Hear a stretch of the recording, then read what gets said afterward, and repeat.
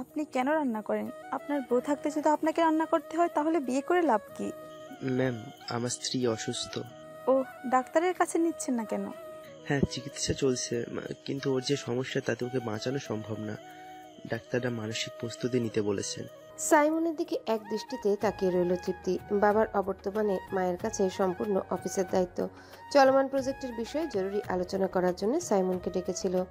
আংশিক ত্রুটির কারণে খানিকটা বকাঝকা করারও নিয়ত ছিল, কিন্তু সাইমনের মুখে তার ব্যক্তিগত জীবনের এমন ঘটনা শুনে তৃপ্তি নিজেও খানিকটা মনমরা হয়ে গেল। বলল, এরকম পরিস্থিতিতে আপনার ছুটি নেওয়া উচিত ছিল, কিন্তু তা না করে আপনি দিব্যি অফিস করে যাচ্ছেন। নাকি স্ত্রী আর বাঁচবে না শুনে তার প্রতি সকল ভালোবাসা কমে গেছে? সেরকম কিছু নয়, অফিসের একটা বড় প্রজেক্ট আমার হাতে রয়েছে। এমন অবস্থায় আমি দায়িত্বটা কারো উপর দিতে পারছি না। কাজটাও প্রায় শেষ পর্যায়ে, তাই আমার জন্য কোম্পানির কোনো ক্ষতি হোক সেটা চাই না। তৃপ্তি নোটবুকটা এগিয়ে দিয়ে বলল, আপনার বাসার সম্পূর্ণ ঠিকানা এখানে লিখুন। কেন ম্যাম? আপনি তো আগামীকাল সম্ভবত চট্টগ্রাম যাচ্ছেন। যেহেতু দায়িত্বে অবহেলা করবেন না, সেহেতু ধরে নিচ্ছি আপনি যাচ্ছেন। আপনার অবর্তমানে যেন আপনার বাসার খোঁজখবর নিতে পারি, সেই জন্যই ঠিকানা চাচ্ছি। ওকে। নোটবুকে ঠিকানা লিখে দিয়ে সাইমন রুম থেকে বেরিয়ে গেল। তৃপ্তি সেই হাতে লেখা ঠিকানার দিকে অপলক দৃষ্টিতে তাকিয়ে রইল। মনে মনে ভাবলো, তার বাবা এই ছেলেটার সাথে তাকে বিয়ে দিতে চেয়েছিল। বাবা কি আগে থেকে জানতেন ছেলেটা এত যত্নশীল হবে? নুরির খুব ইচ্ছে আজ সাইমন তাকে নিজের হাতে খাইয়ে দিবে। প্রতিদিন সাইমন রান্না করে ঠিকই, কিন্তু ও খায় নুরি নিজে। নুরি এই এতটা শারীরিক অসুস্থতার কথা তাদের কারো পরিবারই জানে না। ডাক্তারের কাছে সবকিছু জানার পরে নুরি হাত ধরে সাইমনকে বলেছিল, প্রতিদিন কত মানুষ তো পৃথিবী ছেড়ে চলে যায়, আমি না হয় চলে যাব, কিন্তু আগে থেকেই বাবা মার কাছে খবরটা গেলে তারা মানসিকভাবে ভেঙে যাবে। বেঁচে থাকতে আমার মৃত্যুর জন্য বাবা মার এরূপ করুণ পরিণতি দেখতে পারবো না। প্লিজ তুমি কাউকে কিচ্ছু বলো না। সুতরাং এই রাজধানীর কোটি কোটি মানুষের মাঝে শুধু তারাই দুজন দুজনকে আগলে রেখে দিনগুলো পার করে দিচ্ছে।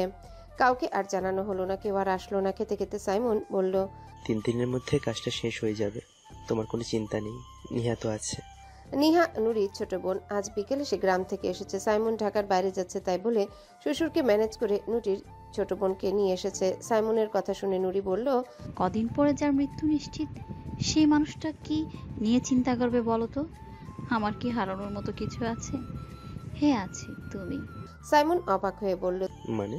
আমার জীবন তো শেষ সাইমন, কিন্তু তবু আমি দিনরাত তোমাকে নিয়ে চিন্তা করি। আমি মারা গেলে তুমি কিভাবে থাকবে? তোমার কষ্ট হবে, তাই না? প্লিজ এসব কথা বন্ধ করো। এমন করছো কেন? আমি চলে গেলে তুমি আমার জন্য কি করবে সেটাও শুনতে মন চায় না বুঝি? সাইমন কিছু বলল না। মনের অজান্তেই চোখ দিয়ে নোনা জল গড়িয়ে পড়ে। নুরি বাম হাত দিয়ে চোখের পানি মুছে দিয়ে বলল, যদি কখনো বিয়ে করো তাহলে কিন্তু আমি খুব কষ্ট পাবো। এত বড় পৃথিবীতে তোমাকে একা রেখে চলে যাব সেটা কিন্তু মানতেই পারি না। কিন্তু দেখো, চাইলে কি আমি থাকতে পারবো? একটা কাজ করবো নুরি, কি কাজ? দুজন না হয় একসঙ্গে চলে যাব। তুমিহীন একা থাকতে হবে, এটা এক মুহূর্তের জন্য মাথায় নিতে পারি না। দম বন্ধ হয়ে যায়, ফাঁকা লাগে। ধুর পাগল, উল্টাপাল্টা কথা বলবে না। আমার হয়ে থেকো, অনেক দিন বেঁচো। আমার লাশটা তুমি কাঁধে নিয়ে কবরের কাছে যেও। সাইমন আর সহ্য করতে পারল না। তাড়াতাড়ি বিছানা থেকে উঠে বাথরুমে চলে গেল। গ্রামের বাড়ি থেকে নিহা আসার কারণে ওরা বেডরুমে বিছানায় বসে খাচ্ছিল। নুরি জানে সাইমন এখন বাথরুমে গিয়ে কান্না করবে। কাঁদতে কাঁদতে চোখ লাল করে তারপর বেশি করে পানি নিবে। নুরি চোখেও কান্নার সমুদ্র। কত ভাগ্য করে সাইমনের মতো একটা মানুষ পেয়েছিল, কিন্তু সে চলে যাবে বহুদূর। সকলের মায়া মমতা উপেক্ষা করে সে চলে যাবে সঙ্গী হয়ে। আর একসঙ্গে থাকা হবে না তাদের। বাস্তবতা হচ্ছে, মৃত্যুর হাত থেকে কখনোই পালানো যায় না। সাইমন সকালেই চলে গেছে, তবে যাবার সময় একটু পরপর সে কল করে আপডেট করেছে। সাইমন জানে নুরি বেশ মানসিক চাপ নিতে পারে না। নুরির ক্যান্সারটা ব্রেনের মধ্যে, তাই বেশি চিন্তা ভাবনা করলে মাথায় ভূমিকম্প শুরু হয়। রাত আনুমানিক 10টা। সন্ধ্যা থেকে নুরির প্রচন্ড মাথা ব্যথা হচ্ছে। সাইমন রাত 8টার দিকে কল দিয়ে বলেছিল জরুরি কাজে ব্যস্ত, সে ফ্রি হয়ে কল দিবে। নুরির জীবনে সাইমনের সঙ্গে এটাই ছিল শেষ কথা। ব্রেনের মধ্যে যখন বেশি যন্ত্রণা করে তখন চোখ বন্ধ করে শুয়ে থাকে নুরি। আজও মোবাইলটা সাইলেন্ট করে শুয়েছিল, কিন্তু তার মোবাইলে যে একটার পর একটা কল আসছে সেটা কিছুতেই বুঝতে পারছিল না। কল দিচ্ছিল সাইমন, কিন্তু নুরি সেটা জানতে পারল না। আরও মিনিট 5 এমনিতেই গেল। তারপর তাদের কলিং বেল বাজার শব্দ হলো। চোখ বন্ধ করে বিড়বিড় কণ্ঠে বলল, এত রাতে আবার কে এলো? কিন্তু মিনিট পার হতে একটা সুন্দরী মেয়ে রুমের মধ্যে প্রবেশ করবে। নুরি খানিকটা অবাক হয়ে তাকিয়ে থাকবে। মানুষ এমন সুন্দরী হয়? তৃপ্তি বলল, আমি সাইমন সাহেবের অফিসের বস। আপনার অসুস্থতার কথা আমি শুনেছি, তাই নিজ থেকে ছুটে এলাম। এভাবে হুট করে একটু আগে জানাবেন না? তাহলে একটু কিছু ব্যবস্থা করতাম। আপনি ব্যস্ত হবেন না, আমি আপনার কাছে একটা প্রশ্ন করতে এসেছি। শান্ত কণ্ঠে বলল তৃপ্তি। কি প্রশ্ন? যে মানুষ কদিন পর চলে যাবে, সে যদি কিছুদিন আগে চলে যায় তাহলে কি কোনো ক্ষতি আছে? নুরি অপলক দৃষ্টিতে তাকিয়ে রইল। তৃপ্তির এমন কথা যেন বুঝতে পারছে না। ঠিক সেই সময় রুমের দরজার সামনে নিহা এসে দাঁড়ালো। নিহা বলল, আপা, আমার ফোনটা কি তুমি নিয়েছো? বাসার কোথাও খুঁজে পাচ্ছি না। আমি কেন নেব? কোথায় রেখেছিস তুই? নিহা তৃপ্তির দিকে তাকিয়ে রইল। নুরি কল রিসিভ করছে না, তাই সাইমন নিহার কাছে কল দিচ্ছিল। কিন্তু নিহা যখন কল রিসিভ করে তখনই কলিং বেল বেজে ওঠে। কথা বোঝা যাচ্ছিল না, তাই নেটওয়ার্ক সমস্যা মনে করে কল কেটে দেয়। কল ব্যাক করার আগে দরজার কাছে গিয়ে দাঁড়ায়। তৃপ্তি বাসায় প্রবেশ করে নিজের পরিচয় দেবার পর নিহা তাকে নুরির রুমে নিয়ে যায়। তারপর নিজের রুমে এসে আর মোবাইল খুঁজে পাচ্ছে না। নুরির ফোন রিসিভ হচ্ছে না। নিহার নাম্বার বন্ধ দেখে সাইমন খানিকটা ঘাবড়ে গেল। কি করবে সেই সিদ্ধান্ত নিতে নিতেও আরো 10 মিনিট গেল। তারপর বাড়ির দারোয়ানের নাম্বারে কল দিল। দারোয়ান কল রিসিভ করে। হ্যালো, কাকা, আমি সাইমন, 5 তলার ভাড়াটিয়া। চিনতে পারছি বাবা। আগের বার তো তুমি নিজ হাতেই নাম্বার সেভ করে দিছিলা। কাকা, সকালে তো আপনাকে বলেছিলাম আমি চট্টগ্রামে যাচ্ছি, এখন সেখানেই আছি, কিন্তু নুরি কল রিসিভ করছে না। আপনার বাসায় তো গেস্ট আসছে, মনে হয় সেই গেস্ট নিয়ে তারা ব্যস্ত। বলেন কি, কিসের গেস্ট? একটা মেয়ে, আপনি যে অফিসে চাকরি করেন সে অফিসের নাকি বস, গাড়ি নিয়ে আসছে। ড্রাইভার গাড়ি সহ বাড়ির সামনে রাস্তায় দাঁড়িয়ে আছে। আমার অফিসের বস? হ্যাঁ। সাইমনের মনে পড়ে গেল তৃপ্তি তার কাছে ঠিকানা রেখেছিল। বলল, ঠিক আছে, আপনি একটু উপরে গিয়ে নুরিকে বলেন আমি কল দিচ্ছি। ঠিক আছে। সাইমন কল কেটে দিল। দারোয়ান মোবাইল পকেটে রেখে মাথা ঘোরাতেই দেখলো তৃপ্তি লিফট থেকে বের হয়ে আসছে। গেট খুলে দিয়ে কৃত্রিম হাসি দিয়ে বলল, সাইমন বাবাজি কল দিছিল, বাসায় নাকি কথা বলতে পারতেছে না। আপনার সঙ্গে কি দেখা হয়েছে? হ্যাঁ, দেখা হলো তো, ওনারা তো উপরেই আছে। তৃপ্তি বেরিয়ে গেল।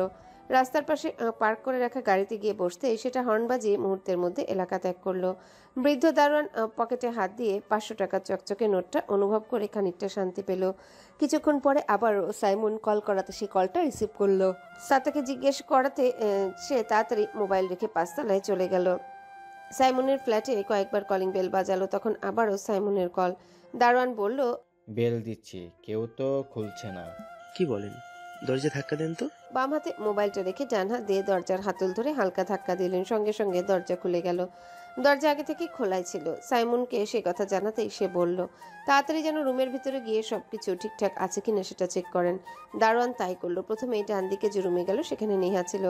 দরজা খুলে রুমে প্রবেশ করতেই দেখলো বিছানায় শুয়ে আছে নিহা। তার গলাটা ক্ষতবিক্ষত, গলা দিয়ে জবজব করে রক্ত বের হয়ে বিছানা ভেসে গেছে।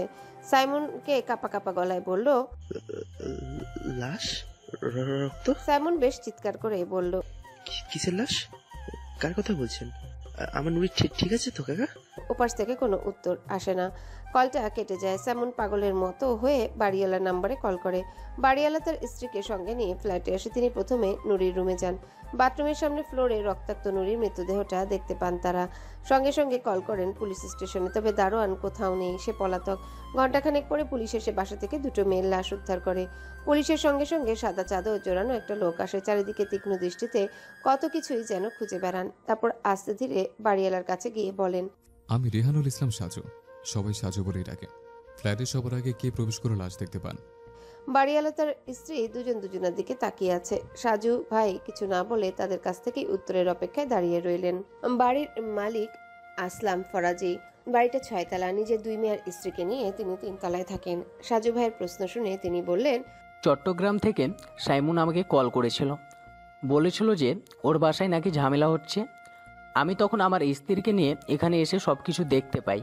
প্রসঙ্গ পাল্টে সাজু বলল, আমরা আসার সময় গেটে কোনো দারোয়ান দেখতে পাইনি, তবে গেটের কাছে দারোয়ানের থাকার ব্যবস্থা দেখেছে। দারোয়ান কোথায়? আমিও তাকে খুঁজে পাচ্ছি না। সাইমন আমার কাছে কল করার আগে নাকি দারোয়ানের কাছে কল দিয়েছিল। তাহলে দারোয়ান কোথায় আঙ্কেল? মা বাবার সঙ্গে দাঁড়িয়েছিল বাড়িওয়ালার বড় মেয়ে রাবেয়া। সে বলল, বাবা তো বলল দারোয়ান আঙ্কেলকে আমরাও খুঁজে বেড়াচ্ছি। তিনি হঠাৎ করে কোথায় গেলেন সেটা নিয়ে আমরাও চিন্তাগ্রস্ত। আপনার নাম? ওর নাম রাবেয়া, আমার বড় মেয়ে। পাশ থেকে মেয়ের হয়ে উত্তর দিল আসলাম ফরাজি। আমরা একটু পাশের ফ্ল্যাটে যারা থাকেন তাদের সঙ্গে কথা বলতে চাই। অস্বাভাবিক কিছু শুনতে পেয়েছে কিনা? ঠিক আছে, চলুন তাহলে। সাজু উত্তরায় এসেছিল বিকাল 5টার দিকে। উত্তরা থানায় কর্মরত এসআই লিয়াকত আলী সাজুর বন্ধুর সাথে দেখা করার জন্য সাজু উত্তরা থানায় এসেছিল রাত 10টার একটু আগে। বহুদিন পরে দেখা, কথা বলতে বলতে সময় পার হচ্ছিল। হঠাৎই থানায় একটা ফোন আসে। জানা যায় 6 নম্বর সেক্টরের একদম শেষের দিকে রেল লাইনের কাছাকাছি একটা বাড়িতে 2টো মেয়ে খুন হয়েছে। ওসি সাহেব তৎক্ষণাৎ এসআই লিয়াকত আলীকে সেখানে যেতে বলেন। লিয়াকত নিজেই সাজুকে বলে, তুই আসার সঙ্গে সঙ্গে খুনের ঘটনা, চল আমার সাথে, তুই থাকলে আমার ভালোই হবে। ঠান্ডা কফিতে শেষ একটা চুমুক দিয়ে সাজু উঠে দাঁড়ায়, তারপর বেরিয়ে পড়ে পুলিশের সঙ্গে। ফেব্রুয়ারি মাসের 29 তারিখ। শহর থেকে শীত বিদায় নিয়েছে আগেই, তবুও সাজুর গায়ে একটা সাদা চাদর, চোখ লাল খুব খুব করে কাশছে। নুরি যে রুমে খুন হয়েছে সেখান থেকে লিয়াকত আলী বের হয়ে এসে সাজুকে বলল, দুজনকে গলায় ছুরি ঢুকিয়ে খুন করা হয়েছে, সম্ভবত খুন করার সময় মুখ চেপে ধরেছিল। সাজু বলল, ছোট মেয়েটাকে মুখ চেপে ধরে তারপর খুন করা হয়েছে। তবে বাথরুমের সামনে ফ্লোরে জায়গা পাওয়া গেছে তার ঘাটটা ভাঙা। সম্ভবত বাথরুম থেকে বের হতেই খুনে ঘাড় মটকে দিয়েছে। শক্তির প্রয়োজন হয়েছে রে, পেশাদার কোনো খুনি অথবা অভিজ্ঞ কারোর কাজ হতে পারে, কিন্তু যে করেছে সে অবশ্যই পুরুষ। নিজের যুক্তিতে বলল এসআই লিয়াকত। সাজু বলল, দারোয়ানকে পেলে কাজটা সহজ হতো, কিন্তু তাকে তো খুঁজে পাওয়া যাচ্ছে না। তাহলে কি কাজটা দারুণ করেছে? না না, উনি গরিব মানুষ, এরকম অপরাধ করার সাহস তার হবে না। কথার মাঝখানে নিজের মতামত ব্যক্ত করেন বাড়িওয়ালার স্ত্রী। লিয়াকত আলী বলল, তাহলে সে পালালো কেন? তিনি বাড়ির দারোয়ান, আর সেই বাড়িতে 2টো খুন হয়েছে। তারপর যদি সে এখান থেকে পালিয়ে যায়, তাহলে সব সন্দেহ তো তাকেই করা হবে, তাই না? মহিলা আর কোনো উত্তর করলো না। রাবেয়া কিছু বলতে গিয়েও চুপ করে রইল। 2 বোনের লাশ রুম থেকে বের করা হচ্ছে, সেদিকে সবাই তাকিয়ে আছে। সাবধানে নিয়ে যা, লিফট দিয়ে নামার দরকার নেই, সিঁড়ি দিয়ে নামো, আদেশ করলো লিয়াকত আলী। অলরেডি থানা থেকে 2বার তাকে কল করা হয়েছে। সাজু সোফার দিকে তাকিয়ে কিছু একটা ভাবছে। লিয়াকত সাজুকে বলল, ভাড়াটিয়াদের জিজ্ঞাসা করে আসি। সাজু কিছু বলার আগেই লিয়াকতের নাম্বারে কল আসে। মোবাইলের স্ক্রিনে তাকিয়ে লিয়াকত বলে, সাইমন সাহেব কল করেছে। আমি তাকে কল করেছিলাম, তখন রিসিভ করেনি। তুই ভাড়াটিয়ার সঙ্গে কথা বল, আমি ওনার সাথে কথা শেষ করে আসতে। মোবাইল রিসিভ করে সে সাইডে চলে গেল। রাবেয়া বলল, আপনি চলুন, আমরা তাদের ডেকে দিচ্ছি। যদি কোনো তল্লাশিও করতে চান সেটাও করতে পারেন। আচ্ছা, চলুন তাহলে। সিঁড়ির সামনে দাঁড়িয়ে সাজু খানিকটা কি যেন ভাবলো, তারপর বলল, আগে একটু ছাদে চলুন, ছাদটা দেখে আসে, তারপর এদের সঙ্গে কথা বলবো। ছাদের দরজা খোলা। সচরাচর এমন বাসা বাড়িতে ছাদের দরজা খোলা থাকার কথা নয়। সাজু খোলা দরজার সামনে দাঁড়িয়ে বলল, দরজা কি সবসময় খোলা থাকে? আসলে চিলেকোঠার ঘরে 2 জন থাকেন, তাদের কাছে ছাদের চাবি আছে, তারাই ছাদের দরজা খুলে আর বন্ধ করে। সবাই মিলে ছাদে গিয়ে দাঁড়ালো। সাজু ছাদের চারিপাশে ভালো করে দেখতে লাগলো। আসলাম ফরাজি চিলেকোঠায় 2 জনকে ডেকে বাইরে আনলেন। রাবেয়ার কথা শুনে সাজু ভেবেছিল সেখানে ব্যাচেলার কেউ হবে, কিন্তু বাইরে আসার পর দেখা গেল এরা স্বামী স্ত্রী।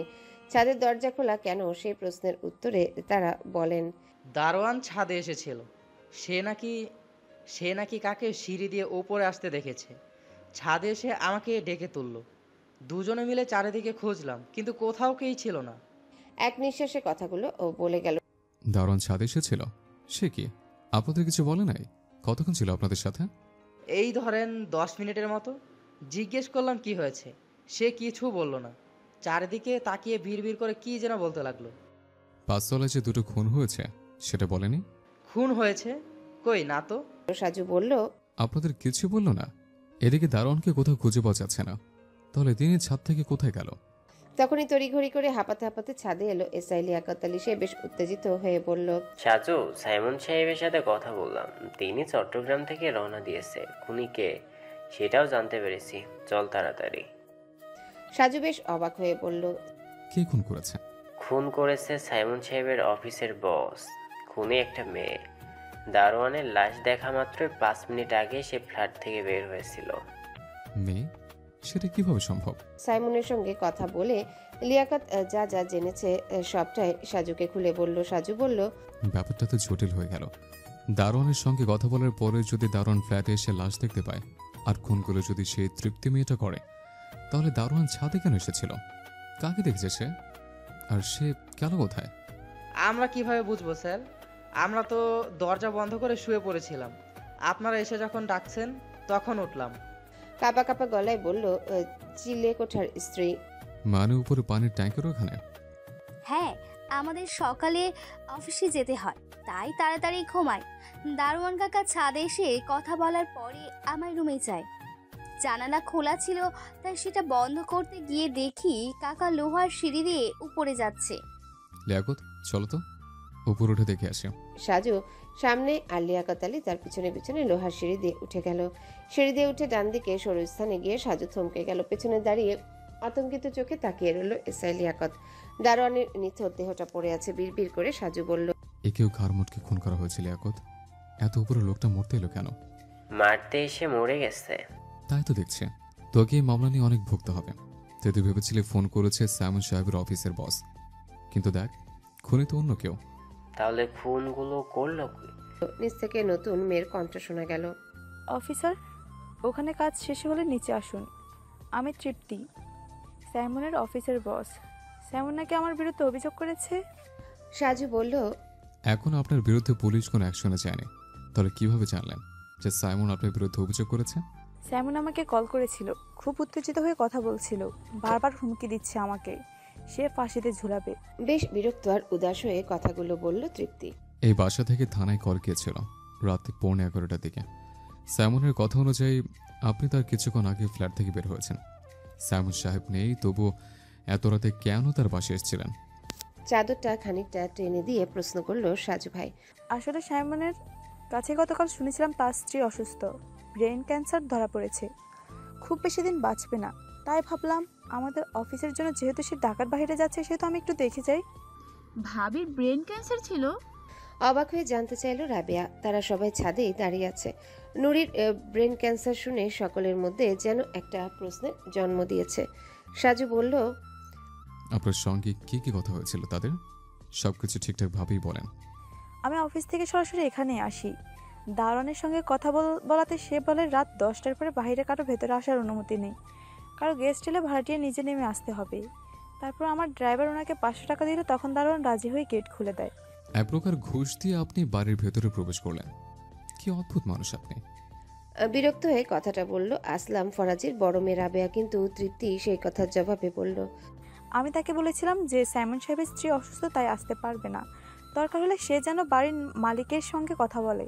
তাছাড়া সে যদি ঢুকতে না দিত, তাহলে আমি কিছুতেই প্রবেশ করতে পারতাম না। ঘুষ দেওয়া ও নেওয়া দুইটাই সমান অপরাধ।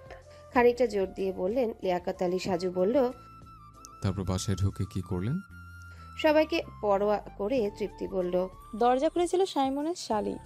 তাকে জিজ্ঞেস করলাম সাইমনের স্ত্রী কোথায়। সে জানায় তার নাম নেহা, নুরি তার বড় বোন। তারপর আমাকে একটা রুমের মধ্যে নিয়ে যায়। রুমটা নিশ্চয়ই সাইমনের স্ত্রীর, তাই না? হ্যাঁ, আপুরা তখন বিছানায় শুয়েছিল। তিনি বলেছিলেন রাত 8টার পর থেকে তার প্রচুর মাথা ব্যথা হচ্ছে। আমি তার সাথে 5 মিনিটের মতো কথা বলে বিদায় নিই। এত জল্পনা কল্পনা করে বাড়ির ভিতরে ঢুকে মাত্র 5 মিনিট কথা শেষ করেই বের হয়ে গেলেন? পাশে বসে প্রশ্ন করল লিয়াকত আলী। আমি আগেই বলেছি সাইমনের স্ত্রীর প্রচণ্ড মাথা ব্যথা হচ্ছিল। যার ব্রেন ক্যান্সার, তাকে মাথা ব্যথার সময় কেন কষ্ট দেব? তাছাড়া রাতে অনেক বেজে গেছিল, সেজন্য বিলম্ব না করে আমি বিদায় নিয়ে বের হয়ে যাই। তখনও কোনো সমস্যা ছিল না, তাই না? আমার নজরে তো কিছুই পড়েনি। আপনি চলে যাবার কিছুক্ষণ পর দারোয়ান উপরে আসে।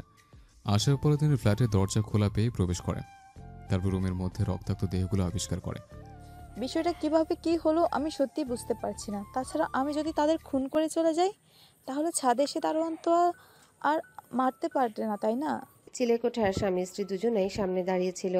সাজু তাদের দিকে তাকিয়ে রইল। তারা খানিকটা নড়ে চড়ে দাঁড়ায়। সাজু বলল, দারোয়ানের লাশটা কিন্তু ছাদেই পাওয়া গেছে। আপনারা ছাদে ছিলেন, আমার কথা বুঝতে পেরেছেন? তারা দুজনে যেন আকাশ থেকে পড়লো। এভাবে তাদের দিকে সন্দেহের তীর যাবে হয়তো কল্পনাও করেনি। লোকটা বলল, আমরা কিভাবে বুঝবো স্যার? আমরা তো দরজা বন্ধ করে শুয়ে পড়েছিলাম। আপনারা এসে যখন ডাকছেন তখন উঠলাম।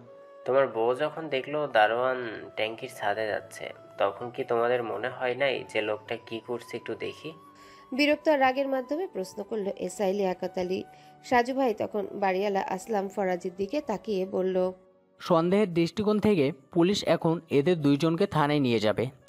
কে আসল অপরাধী আর কারা এসবের সঙ্গে জড়িত, আশা করি সব কিছুই বের হয়ে যাবে। চিলেকোঠার স্বামী স্ত্রী দুজনাই কান্না করে দিল। তারা অসহায় হয়ে আসলাম ফরাজির কাছে অনুনয় বিনয় করতে লাগলো। রাবিয়া বলল, আপনার তো উচিত ছিল দারোয়ান চাচাকে সাহায্য করা, তা না করে হেলাফেলা করেছেন। এখানে বাবা কি করবে? সবকিছু শেষ করে এসআই লিয়াকত ও সাজু ভাই সবাইকে নিয়ে বাড়ি থেকে যখন বের হলো তখন ঘড়ির কাঁটায় রাত 3টার একটু বেশি। চিলেকোঠার স্বামী স্ত্রী দুজনকে থানায় নিয়ে গেল। বিদায় মুহূর্তে সাজু বলল, সকালে আবার আসতে হবে।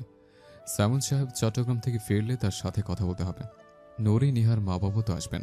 তাদের সবাইকে থানায় আসতে বলবো। তুই ঘুম থেকে উঠে আমাকে কল দিস। সরাসরি থানায় যদি আসিস তাহলে ভালো হবে। কখন ঘুম ভাঙবে জানি না। এখন বাসায় গিয়ে ফ্রেশ হয়ে খাওয়া দাওয়া করে ফজরের নামাজ পড়ে তারপর ঘুমাবো। তুই তো হাসান স্যারের বাসায় যাবি তাই না? হ্যাঁ, সেখানে যাব। ভাবি অলরেডি অনেকবার কল করেছেন। আমার মনে হচ্ছিল। বলতে বলতে পকেট থেকে মোবাইল বের করলো সাজু ভাই। কফির কাপটা সাজুর হাতে দিয়ে ভাবি বলল, তোমার ভাই ডিপি অফিসার হয়েও তোমার মতো এরকম ডিউটি করে না। বিকেলে বেড়াতে এসে তুমি রাতে গোয়েন্দাগিরি করতে চলে গেলে, এত শখ কেন বলতে পারো? ঠান্ডা কফিতে চুমুক দিয়ে সাজু কিছু বলবে আর তখনই তার নাম্বারে একটা অপরিচিত নাম্বার থেকে কল আসে। সাজু মোবাইল বের করে কলটা রিসিভ করলো। সে ভেবেছিল এসআই লিয়াকত হয়তো অন্য কোনো নাম্বার দিয়ে কল করেছে, নাহলে এত রাতে কল করার মতো কে আছে। সাজু বলল, হ্যালো, আসসালামু আলাইকুম। ওয়ালাইকুম আসসালাম। আপনার নাম্বারে এখনই একটা SMS যাবে, খুব মনোযোগ দিয়ে সেটা পড়বেন। আশা করি অনেক গুরুত্বপূর্ণ তথ্য পাবেন। আপনি কি বলছেন? কণ্ঠটা একটা ছেলের। সাজুর প্রশ্নের জবাব না দিয়ে কলটা কেটে দিল। ভাবি বলল, কি হয়েছে সাজু? তখনই মোবাইলে মেসেজ এলো। সাজু মেসেজটি ওপেন করলো। নুরি নামের যে মেয়েটি আজকে খুন হয়েছে সে ব্রেইন ক্যান্সারে আক্রান্ত ছিল না। কিছুক্ষণ পর মেয়েটা মারা যাবে এরকম কোনো প্রাকৃতিক সম্ভাবনাও ছিল না। তাকে খুন করা হয়েছে অন্য কারণে। এই কারণটা খুঁজে বের করার দায়িত্ব আপনার। মেসেজ পড়ে সাজু বিড়বিড় করে বলল, ব্রেন ক্যান্সারের কথাটা তাহলে কেন উঠল? সাইমন নিজে কি বিষয়টার সাথে জড়িত?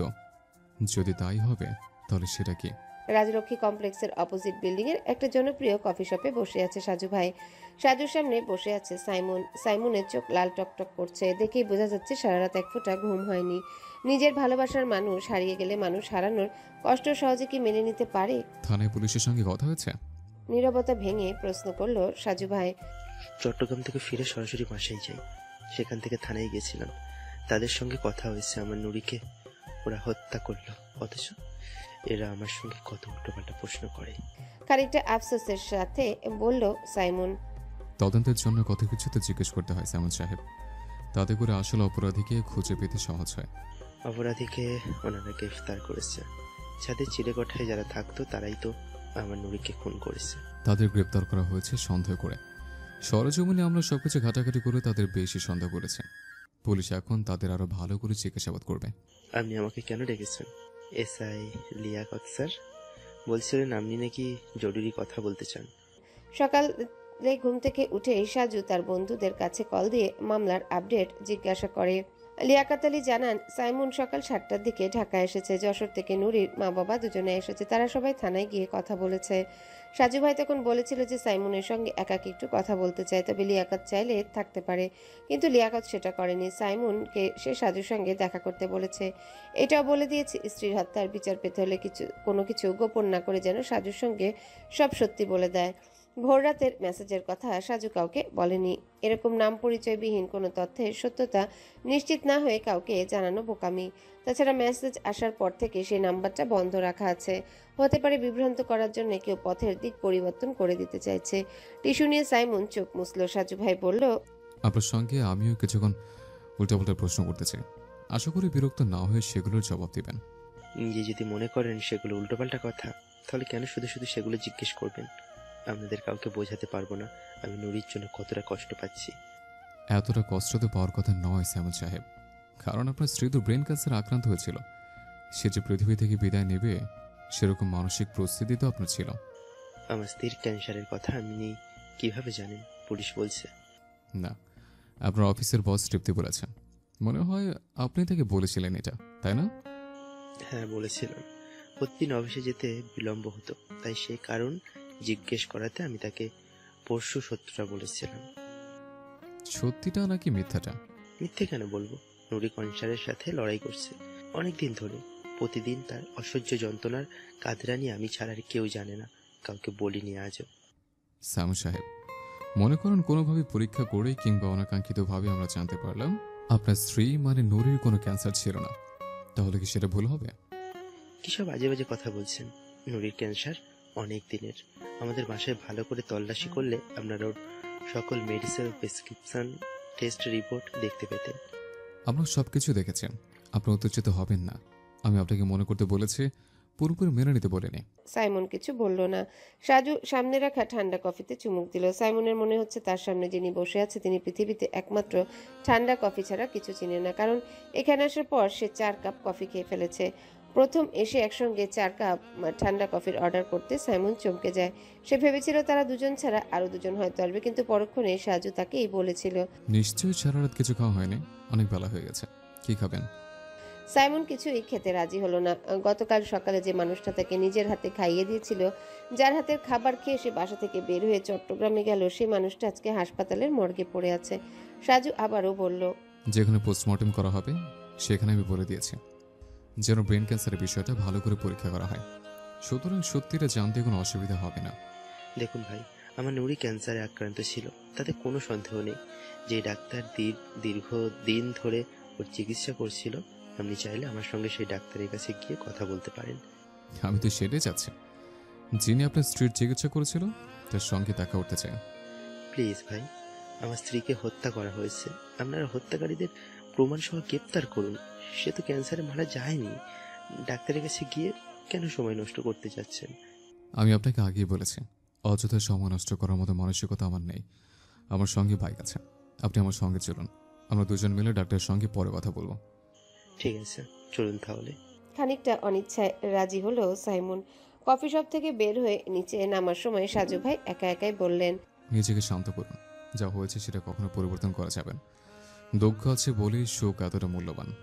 সাইমনের কাছে ডাক্তারের নাম্বার সেভ করা ছিল। তাকে কল দিয়ে জানা গেল তিনি এখন বাসাতেই আছেন। বাসার ঠিকানা নিয়ে তারা দুজন বাইকে করে উত্তরা 14 নম্বর সেক্টরের কাছেই প্রিয়াঙ্কা সিটিতে চলে এলো। প্রিয়াঙ্কা সিটিতে এখনো পুরোপুরি ভবন নির্মাণ হয়নি, প্রচুর ফাঁকা প্লট পড়ে আছে। খানিকটা ভিতরে গেলে রাস্তাও অপছন্দের তালিকায় যেতে সময় লাগে না।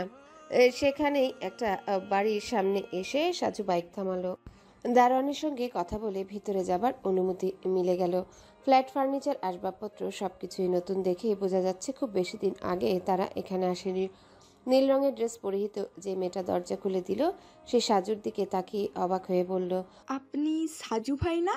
সাজু নিজেও খানিকটা অবাক হয়ে মেয়েটার কথার জবাব দিল, হ্যাঁ, আমি সাজু, কিন্তু আপনি আমাকে চিনেন কিভাবে? আমি তো কোনো সেলিব্রিটি নই। কে বলেছে সেলিব্রিটি নন? আপনার রহস্যময় গল্পগুলো আপনাকে কতটা পরিচিত করেছে আপনি জানেন না? কথা সত্য, সাজু ভাই নিজের শখের কারণে বিভিন্ন মামলার সঙ্গে জড়ায় ঠিকই, কিন্তু সে নিজেও বেশ কিছু রহস্যময় গল্প লিখেছেন। মেয়েটা বলল, আপনি এভাবে আমাদের বাসায় আসবেন আমি তো কল্পনা করিনি। আমরা ডাক্তার ওবায়দুল মাসুদের সাথে দেখা করতে এসেছে। তিনি আমার মামা। গুড। তিনি কি বাসায় আছেন? হ্যাঁ, বাসাতেই আছে। আপনারা বসেন, আমি মামাকে এক্ষুনি ডেকে দিচ্ছি। মেয়েটা ভিতরে চলে যাবার সময় দরজা পর্যন্ত এগিয়ে গিয়ে আবারও ফিরে এলো। সাজু ভাই, কি খাবেন আপনারা? কিছু খাবো না। কেন? আপনার পছন্দের ঠান্ডা কফি? না, মেলা মেলা ধন্যবাদ। মেয়েটা চলে গেল। সাজু খানিকটা বিরক্ত। এমন গুরুত্বপূর্ণ কাজে এসে এরকম কারো মুখোমুখি হওয়া অস্বস্তি ছাড়া কিছুই দিতে পারে না। সাইমন হয়তো আরো বেশি বিরক্ত হচ্ছে। ডাক্তার ওবায়দুল মাসুদ ড্রয়িং রুমে এলেন। সাজু তার দিকে হাত বাড়িয়ে দিয়ে বলল, রেহানুল ইসলাম সাজু। সাজু বললেই হবে। ডাক্তার সাহেব হাতে হাত মিলিয়ে চমকে গিয়ে হাতের দিকে তাকালেন। বিষয়টা সাজু বুঝতে পেরে নিজেই বলল, আমার শরীর সবসময় এমন তাপমাত্রায় থাকে, জটিল রোগ বটে, তবে কিছুতেই ঠিক হচ্ছে না। ভালো করে ডাক্তার দেখান, অবশ্যই ঠিক হবে। লন্ডনের চেষ্টা করেছিলাম, কোনো কাজ হয়নি, তাই আর দেশের কোথাও চেষ্টা করিনি। যাই হোক, আপনার কাছে একটা জরুরি কাজ ছিল। আপনার স্ত্রী কেমন আছে? প্রশ্নটা সাইমনকে করা হয়েছে। ওনার স্ত্রী গতকাল রাতে মারা গেছে। পাশ থেকে উত্তর দিল সাজু ভাই, এত তাড়াতাড়ি? আমি তো ভেবেছিলাম আর কিছুদিন বাঁচবে। রিপোর্ট তো সেরকমই ছিল। তিনি ক্যান্সারে মারা যায়নি, তাকে খুন করা হয়েছে। গতকাল রাতে নুরি ও নুরির ছোট বোন নিহা এবং সাইমন সাহেবের বাসার দারোয়ান একসঙ্গে খুন হয়েছে। অবিশ্বাস্য ব্যাপার, এত বড় একটা ঘটনা ঘটে গেল। ও মাই গড। সাইমন তখনও চুপচাপ বসে আছে। সাজুর দৃষ্টি গেল দরজার দিকে। একজোড়া চোখ সেখান থেকে হঠাৎ উধাও হয়ে গেল। সাজু বুঝতে পারলো নীল ড্রেস পরা মেয়েটা ওখানে দাঁড়িয়ে দাঁড়িয়ে তাদের কথা শুনছে। সাজু বলল, ওনার স্ত্রীর সকল রিপোর্ট কি আপনি দেখতেন? মানে নুরির যে ক্যান্সার ছিল সেটা তো আপনি দেখেছিলেন। হ্যাঁ, আমি দেখছিলাম, কিন্তু মেয়েটা তো কদিন পরে এমনিতেই চলে যেত, তাহলে তাকে খুন করার কি দরকার ছিল? আহারে।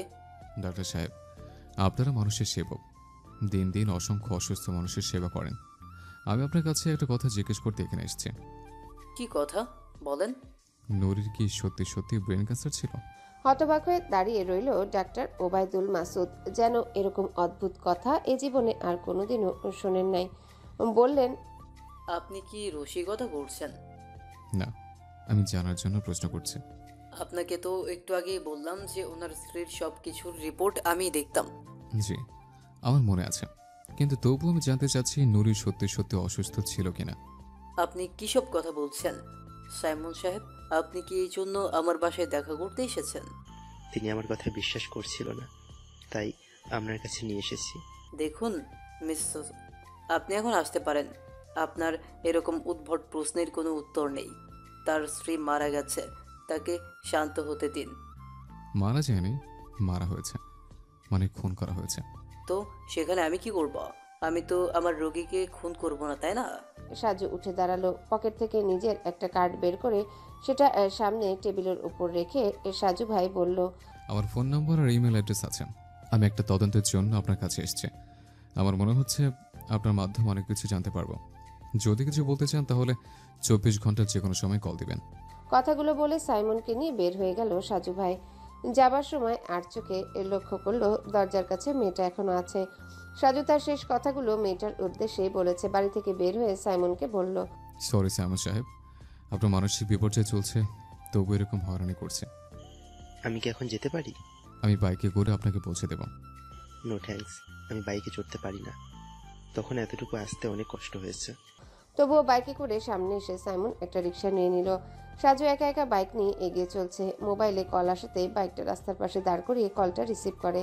হ্যালো সাজু ভাই, আমি অন্তরা। একটু আগে যে ডাক্তার ওয়াবদুয়াল মসুদের বাসায় এসেছিলেন, যে মেয়ের সঙ্গে দেখা হলো সেই মেয়েটা। টেবিলে কার্ড রেখে এসেছি, সেখান থেকে নাম্বার নিয়ে কল করেছেন, তাই না? জি। সাজু মনে মনে ভাবলো তার প্ল্যান সাকসেসফুল। যেহেতু মেয়েটা তার ভক্ত, তাই সে সাজুকে সাহায্য করবে এরকম একটা ভাবনা ছিল। তাই জোরে জোরে শেষের কথাগুলো বলে এসেছিল আর নিজের কার্ড রেখে আসে। হ্যাঁ অন্তরা, বলো। সাজু ভাই, আপনি মামার সঙ্গে নুরি নামের কোনো মেয়ের বিষয়ে কথা বলছিলেন। আমার কাছে মনে হচ্ছে মামার মুখে অস্বাভাবিকভাবে এই নামটার একটা যোগাযোগ শুনেছি। কিরকম যোগাযোগ? অনেকদিন আগের কথা, তখন আমরা টঙ্গীতে থাকতাম। একদিন রাতে আমি আমার বয়ফ্রেন্ডের সঙ্গে ছাদে দাঁড়িয়ে কথা বলছিলাম। হঠাৎ দেখি মামা ছাদে আসে। আমি কথা বন্ধ করে ছাদের সাইডে চুপচাপ দাঁড়িয়েছিলাম। তখন মামা কার সঙ্গে যেন ফোনে কথা বলছিল। কি কথা বলছিল?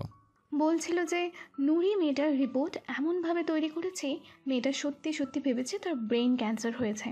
আর ওই মেয়ে মেডিসিনে এমন একটা ইঞ্জেকশন দিয়েছি যেটা নিলে সে এমনিতেই শারীরিকভাবে অসুস্থ হয়ে যাবে, ব্রেনে প্রচুর চাপ পড়বে, তাই সহজেই ক্যান্সারের কথা বিশ্বাস করবে। আপনি এখন কোথায়?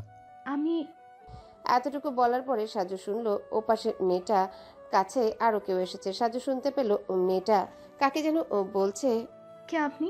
আমার মোবাইল কেন? তারপর লাইনটা কেটে গেল। সাজু সঙ্গে সঙ্গে কল ব্যাক করলো, কিন্তু নাম্বার বন্ধ। সম্ভবত কেউ মোবাইল কেড়ে নিয়ে বন্ধ করে দিয়েছে। সাজু দ্রুত বাইক ঘুরিয়ে ডাক্তার ওবায়দুল মাসুদের বাসার দিকে রওনা দিল। মনে মনে ভাবলো, তাহলে কি খুনি তাকে ফলো করেছে? অন্তরা নামের মেয়েটাকেও কি দারোয়ানের মতো কোনো পরিণতি উপহার দেবে? সাজু ভাই বাসার সামনে এসে বাইক থামিয়ে দারোয়ানকে গেট খুলতে বলল। দারোয়ান সামান্য অবাক হয়ে বলল, হ্যাঁ, কিন্তু আরেকটা জরুরি কাজ বাকি রয়ে গেছে, তাই আবার এসছে। দারোয়ান কিছু না বলে গেট খুলে দিল। যেহেতু খানিকক্ষণ আগেই এরা এসেছিল, তাই ডাক্তারের কাছে থেকে অনুমতিরও দরকার মনে করলো না। সাজু গেট দিয়ে প্রবেশ করে সরাসরি ডাক্তারের ফ্ল্যাটে চলে গেল। কলিং বেল বাজতেই মেয়েটা এসে দরজা খুলে দিল। সাজুকে দেখে হাসতে হাসতে বলল, আরে সাজু ভাই, আপনি আবার এসেছেন? কিছু ফেলে গেছেন নাকি? সাজু কিছুটা চিন্তার মধ্যে পড়ে গেল। কল দিয়ে মেয়েটা তার নাম দিয়েছিল অন্তরা, আর তখন তার সাথে শেষ মুহূর্তে অস্বাভাবিক কিছু শুনতে পেয়েছে, কিন্তু ডাক্তার সাহেবের ভাগ্নি এই মেয়ের মধ্যে তো সেরকম কিছু দেখছে না। সাজু বলল, আপনি কি একটু আগে আমাকে কল করেছেন? সাজুর প্রশ্নে মেয়েটা যেন আকাশ থেকে পড়েছে, চোখ কপালে তুলে বলল, আমি কই না তো, আপনার নাম্বার তো নাই আমার কাছে। তাছাড়া আপনি একটু আগে এখান থেকে বের হয়েছেন, কল কেন দেব? সাজু যেন নিজেকেই নিজে বিশ্বাস করতে পারছে না। মোবাইল হাতে ছিল, কল লিস্ট থেকে সেই নাম্বারে আবারও কল দিল, নাম্বার বন্ধ। সাজু ভাই এই নাম্বারটা মেয়েটার দিকে দেখিয়ে বলল, এই নাম্বারটা চিনতে পারেন নাকি দেখেন তো। মেয়েটা ভালো করে সেটা দেখলো, তারপর সাজুর দিকে তাকিয়ে রইল, বলল, না সাজু ভাই, আমি চিনি না তো। সাজু চুপচাপ কিছু ভাবতে লাগলো। সাজুর এমন নীরবতা দেখে মেয়েটা বলল, কোনো সমস্যা হয়েছে সাজু ভাই? দীর্ঘশ্বাস ছেড়ে সাজু বলল, না তেমন কিছু নয়। আপনার নামটা জানতে পারি?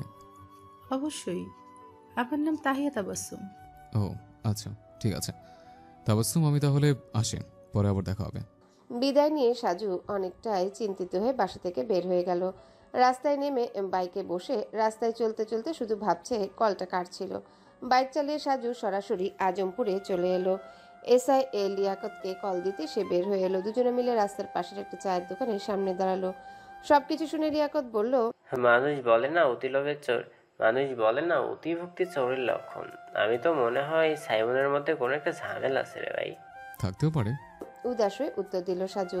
এদিকে শুধু শুধু ওই বাসার সাথে চিলেকোঠায় দুইজনকে ধরে নিয়ে এসেছি, আসার পর থেকে ননস্টপ কান্না করতেছে। ওসি সাহেব তো বিরক্ত হয়ে বলছে ওদেরকে তাড়াতাড়ি চালান করে দাও। তুই কোনো জিজ্ঞাসাবাদ করিসনি? করেছি না, আবার কোনো জবাব নেই, কোনো কথা নেই, শুধু বলে আমরা কিছু করি নাই, আমরা নির্দোষ। সাইমন যে অফিসে চাকরি করে সে অফিসের ঠিকানা আছে? একটু দেখা করতে চাচ্ছিলাম। হ্যাঁ আছে তো, সে মেয়েটা নিজেই তো ঠিকানা দিয়ে গেল। কিন্তু ওই ডাক্তারের কি করবি, তাকে তো সন্দেহর তালা লাগিয়ে রাখা দরকার। তোকে যে বলেছিলাম ওই বাসায় গিয়ে নুরির সব পুরনো টেস্ট রিপোর্ট কালেক্ট করতে, সেগুলো এনেছিস? ওদের বাসায় কোনো রিপোর্ট নেই, গতকাল রাতেই তো আমরা তেমন কিছু পেলাম না। আমার মনে হয় খুনি সেগুলো নিয়ে গেছে। তুই হাসপাতালে কথা বলে পোস্টমর্টম রিপোর্ট যত তাড়াতাড়ি সম্ভব আনার ব্যবস্থা করবে, তখন সব কিছু রিপোর্টে পাওয়া যাবে। একটা কথা বলি দোস্ত, বল। এই মামলাটা যদি আমি শেষ করতে পারি তাহলে ডিপার্টমেন্টের অনেক সুনাম অর্জন করতে পারবো। ক্যারিয়ারটা সামনের দিকে এগিয়ে নিয়ে যাওয়ার বড় একটা টার্নিং পয়েন্ট হবে। অবশ্যই সম্ভব হবে, চিন্তা করিস না, মনোযোগ দিয়ে কাজ কর, সব হবে ইনশাল্লাহ। লিয়াকতের সামনে দাঁড়িয়ে সাজু আরেকটা কাজ করে নিল। ডিবি অফিসার হাসানের কাছে কল দিয়ে কিছুক্ষণ আগে যে নাম্বার দিয়ে কল এসেছে সেই নাম্বারটা পাঠিয়েছে। প্রথমে কল করেছিল কিন্তু হাসান কল রিসিভ করেনি, একটা টেক্সট পাঠিয়েছে ব্যস্ত। সাজু হোয়াটসঅ্যাপে নাম্বারটা পাঠিয়ে নিচে লিখে দিয়েছে, নাম্বারটা এখন বন্ধ আছে, বন্ধ হবার আগে নাম্বারটা লোকেশন কোথায় ছিল সেটা জানাটা খুব জরুরি। ফ্রি হয়ে আপনার অফিস থেকে যদি কাজটা করে দেন তাহলে খুব ভালো হয়। যেহেতু কেসটা এখন পুলিশের কাছে, তাই হাসান সরাসরি এখানে জড়িত হতে চাইবে না। এর আগে অনেকবারই সাজু এভাবে টুকটাক তথ্যের জন্য হাসান ভাই সাহায্য নিয়েছে। বাহির থেকে বিল্ডিংটা যেরকম দেখাচ্ছে আসলে ভিতরটা সম্পূর্ণ আলাদা। প্রতিটা জিনিসের দিকে নজর দিলে বোঝা যায় অনেক যত্ন করে সবকিছু সাজানো হয়েছে।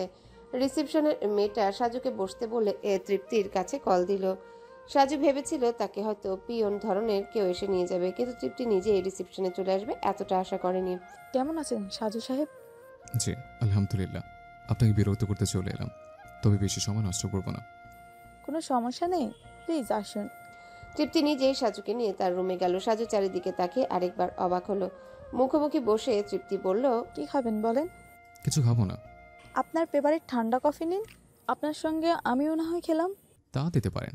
কফির অর্ডার দিয়ে তৃপ্তি টেলিফোনে কথা বলতে শুরু করে। কথার ধরনে বোঝা যাচ্ছে বিজনেস রিলেটেড কোনো বিষয় নিয়ে কথা হচ্ছে। কথার মাঝেই কফি এলো। কথা শেষ করে তৃপ্তি বলল, সরি। সাইমন সাহেবের সাথে আপনার কথা হয়েছে? হ্যাঁ, সকালে একবার কল দিয়ে সরি বলেছিল, আর কিছুক্ষণ আগে আবার কল দিয়ে বলল আমি তার স্ত্রীর সঙ্গে রাতে কি কি বলেছি এইসব। সাইমনের বিষয়ে আপনাকে কিছু প্রশ্ন করব, আশা করি সঠিক জবাব দিবেন। অবশ্যই, প্লিজ। আগে ক্ষমা চেয়ে নিচ্ছি, কারণ প্রশ্নগুলো একটু নেগেটিভ মনে হতে পারে। সমস্যা নেই, আপনি বলুন। সাইমনের সঙ্গে আপনার কোনো সম্পর্ক ছিল? মালিক ও এমপ্লয়ি বা এর বাইরে কোনো সম্পর্ক ছিল? সেটা জানতে চাচ্ছি। ধরুন বন্ধুত্ব? সেরকম কিছু ছিল না, বরং তার বিষয় আমার কাছে সবসময় একটা নেগেটিভ চিন্তা কাজ করত, কারণ আমার বাবা একসময় তার সঙ্গে আমাকে বিয়ে দিতে চেয়েছিলেন। আপনারা এত টাকা পয়সার মালিক, কিন্তু তবুও আপনার বাবা ওনার মতো সামান্য কর্মচারীর সঙ্গে বিয়ে দিতে চাচ্ছিলেন। বিষয়টা ঠিক বুঝলাম না। বাবা কেন চেয়েছিলেন সেটা তিনিই বলতে পারেন। অবশ্যই এ নিয়ে বাবাকে আমি কখনো জিজ্ঞেস করিনি। স্যামন কি জানতেন? প্রথমে জানতেন না, মাস 2 আগে বাসায় একটা চায়ের নিমন্ত্রণে সাইমন বাবাকে কথাটা বলেছিল। আপনি গতকাল রাতে বলেছিলেন যে সাইমন আপনাদের একটা বড় প্রজেক্টের কাজ নিয়ে চট্টগ্রামে ছিল। সেখান থেকে নিশ্চয়ই অসমাপ্ত কাজ রেখে তাকে ফিরতে হয়েছে। হ্যাঁ, কাজটা সম্পূর্ণ ওনার মাধ্যমে করতে হতো। প্রায় 3 মাস ধরে একটা প্রজেক্ট চলছিল, আর 2 দিন পর শেষ হয়ে যেত। কিন্তু সাইমন সাহেব চলে আসাতে পুরো প্রজেক্ট লস গেল। আমাদের কোম্পানির প্রায় 55 কোটি টাকা লোকসান হয়ে গেল। তাহলে তো অনেক টাকা। কিন্তু সাইমনের জীবন থেকে যে ঝড়টা গেল, তাতে তো তাকে দোষারোপ করা যায় না। হ্যাঁ, সবটাই ভাগ্যের ব্যাপার। ব্যবসা করতে এমন লাভ লস থাকবেই। তবে ওনার অসুস্থ স্ত্রীকে এভাবে কেউ খুন করলো এটা কাম্য নয়। তাছাড়া ওনার স্ত্রী ছোট বোন অকালে প্রাণ হারালো। সাজুর ফোনটা বেজে উঠল। এক্সকিউজ মি বলে সাজু কলটা রিসিভ করে। আসসালামু আলাইকুম। ওয়ালাইকুম আসসালাম। সাজু সাহেব, আমি রাবেয়া। গতকাল যে বাসায় খুন হয়েছে সেই বাসার মালিকের বড় মেয়ে। মনে হয় চিনতে পেরেছেন। হ্যাঁ, চিনতে পেরেছি। আমি আপনার সঙ্গে একটু দেখা করতে চাই, এখনই হলে ভালো হয়। কোন জায়গায় আসবো বলেন? দিয়াবাড়ির প্রথম স্টেশন থেকে খানিকটা সামনে গিয়ে বাম দিকে কিছুটা যাবার পর একটা বড় রেস্টুরেন্ট আছে, আমি সেখানেই আছি। আপনি থাকুন, আমি আসছি। তৃপ্তির কাছে বিদায় নিয়ে সাজু বাইক নিয়ে আবারও বেরিয়ে গেল। লিয়াকতের কাছে কল দিয়ে বলে দিল সে কোথায় যাচ্ছে। সম্ভবত সাজু ভাই রাবেয়া নামের এই মেয়েটাকেও সন্দেহের মধ্যে রেখেছে। সাজু ভেবেছিল ডাক্তারের বাসা থেকে বের হবার পরে যে কলটা এসেছিল সেরকম কোনো হয়রানি কল হতে পারে। যেহেতু একবার মেসেজ এসেছে, একবার কল এসেছে, আবার এখন আরেকটা কল এসেছে, তাই এগুলো খুনি চক্রান্ত হিসেবে বড় করে দেখছে সাজু ভাই। কিন্তু রাবেয়া সত্যি সত্যি এসেছে। সে এখন সাজুর সামনে বসে আছে। সাজু ভাই বলল, আপনি সম্ভবত কিছু বলতে রেখেছেন। হ্যাঁ, কথাগুলো গতকাল কি আপনাকে বলা উচিত ছিল, কিন্তু ব্যক্তিগত কিছু সমস্যার কারণে তখন বাবা মার সামনে কিছু বলতে পারিনি। ঠিক আছে, বলুন কি বলতে চান।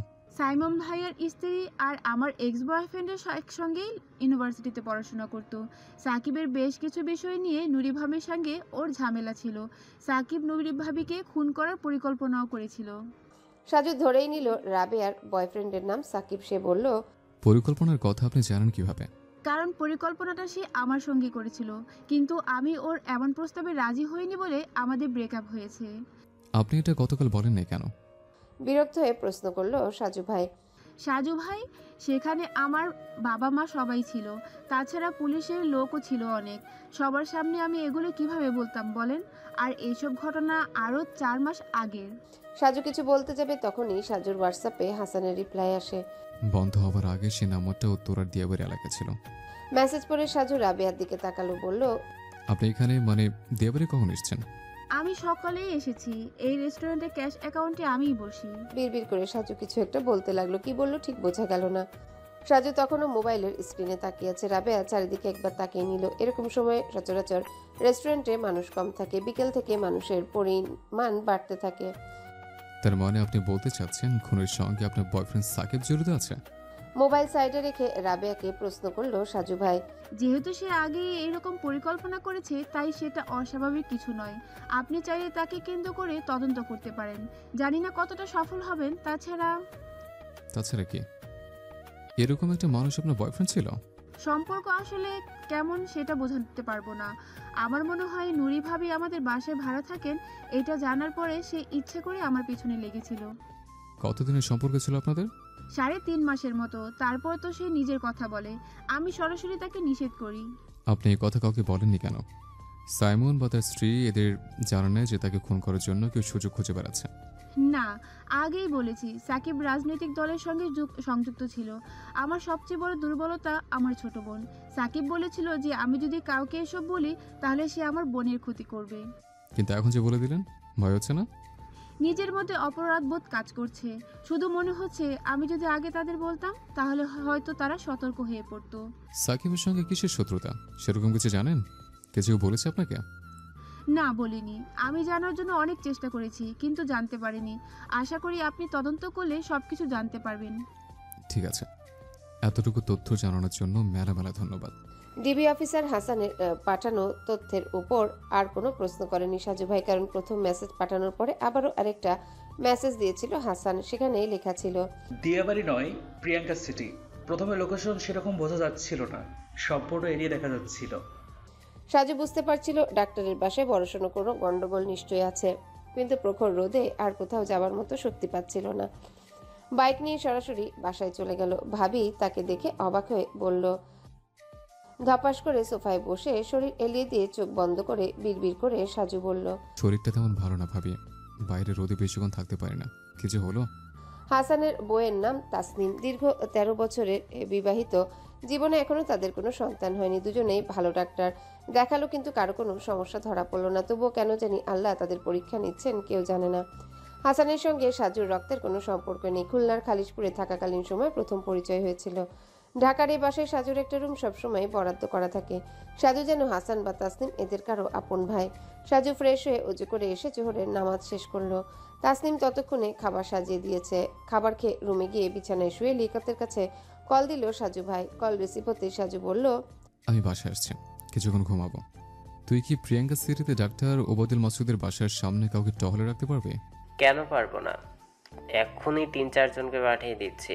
3-4 জন নয়, একজনকে পাঠাবি, কিন্তু সে যে ওখানে নজরদারি করবে এটা যেন কেউ বুঝতে না পারে। গুপ্তচর নাকি? সেরকমই। আচ্ছা, তাহলে বিষয়টা থানার কাউকে দিয়েই করাবো না।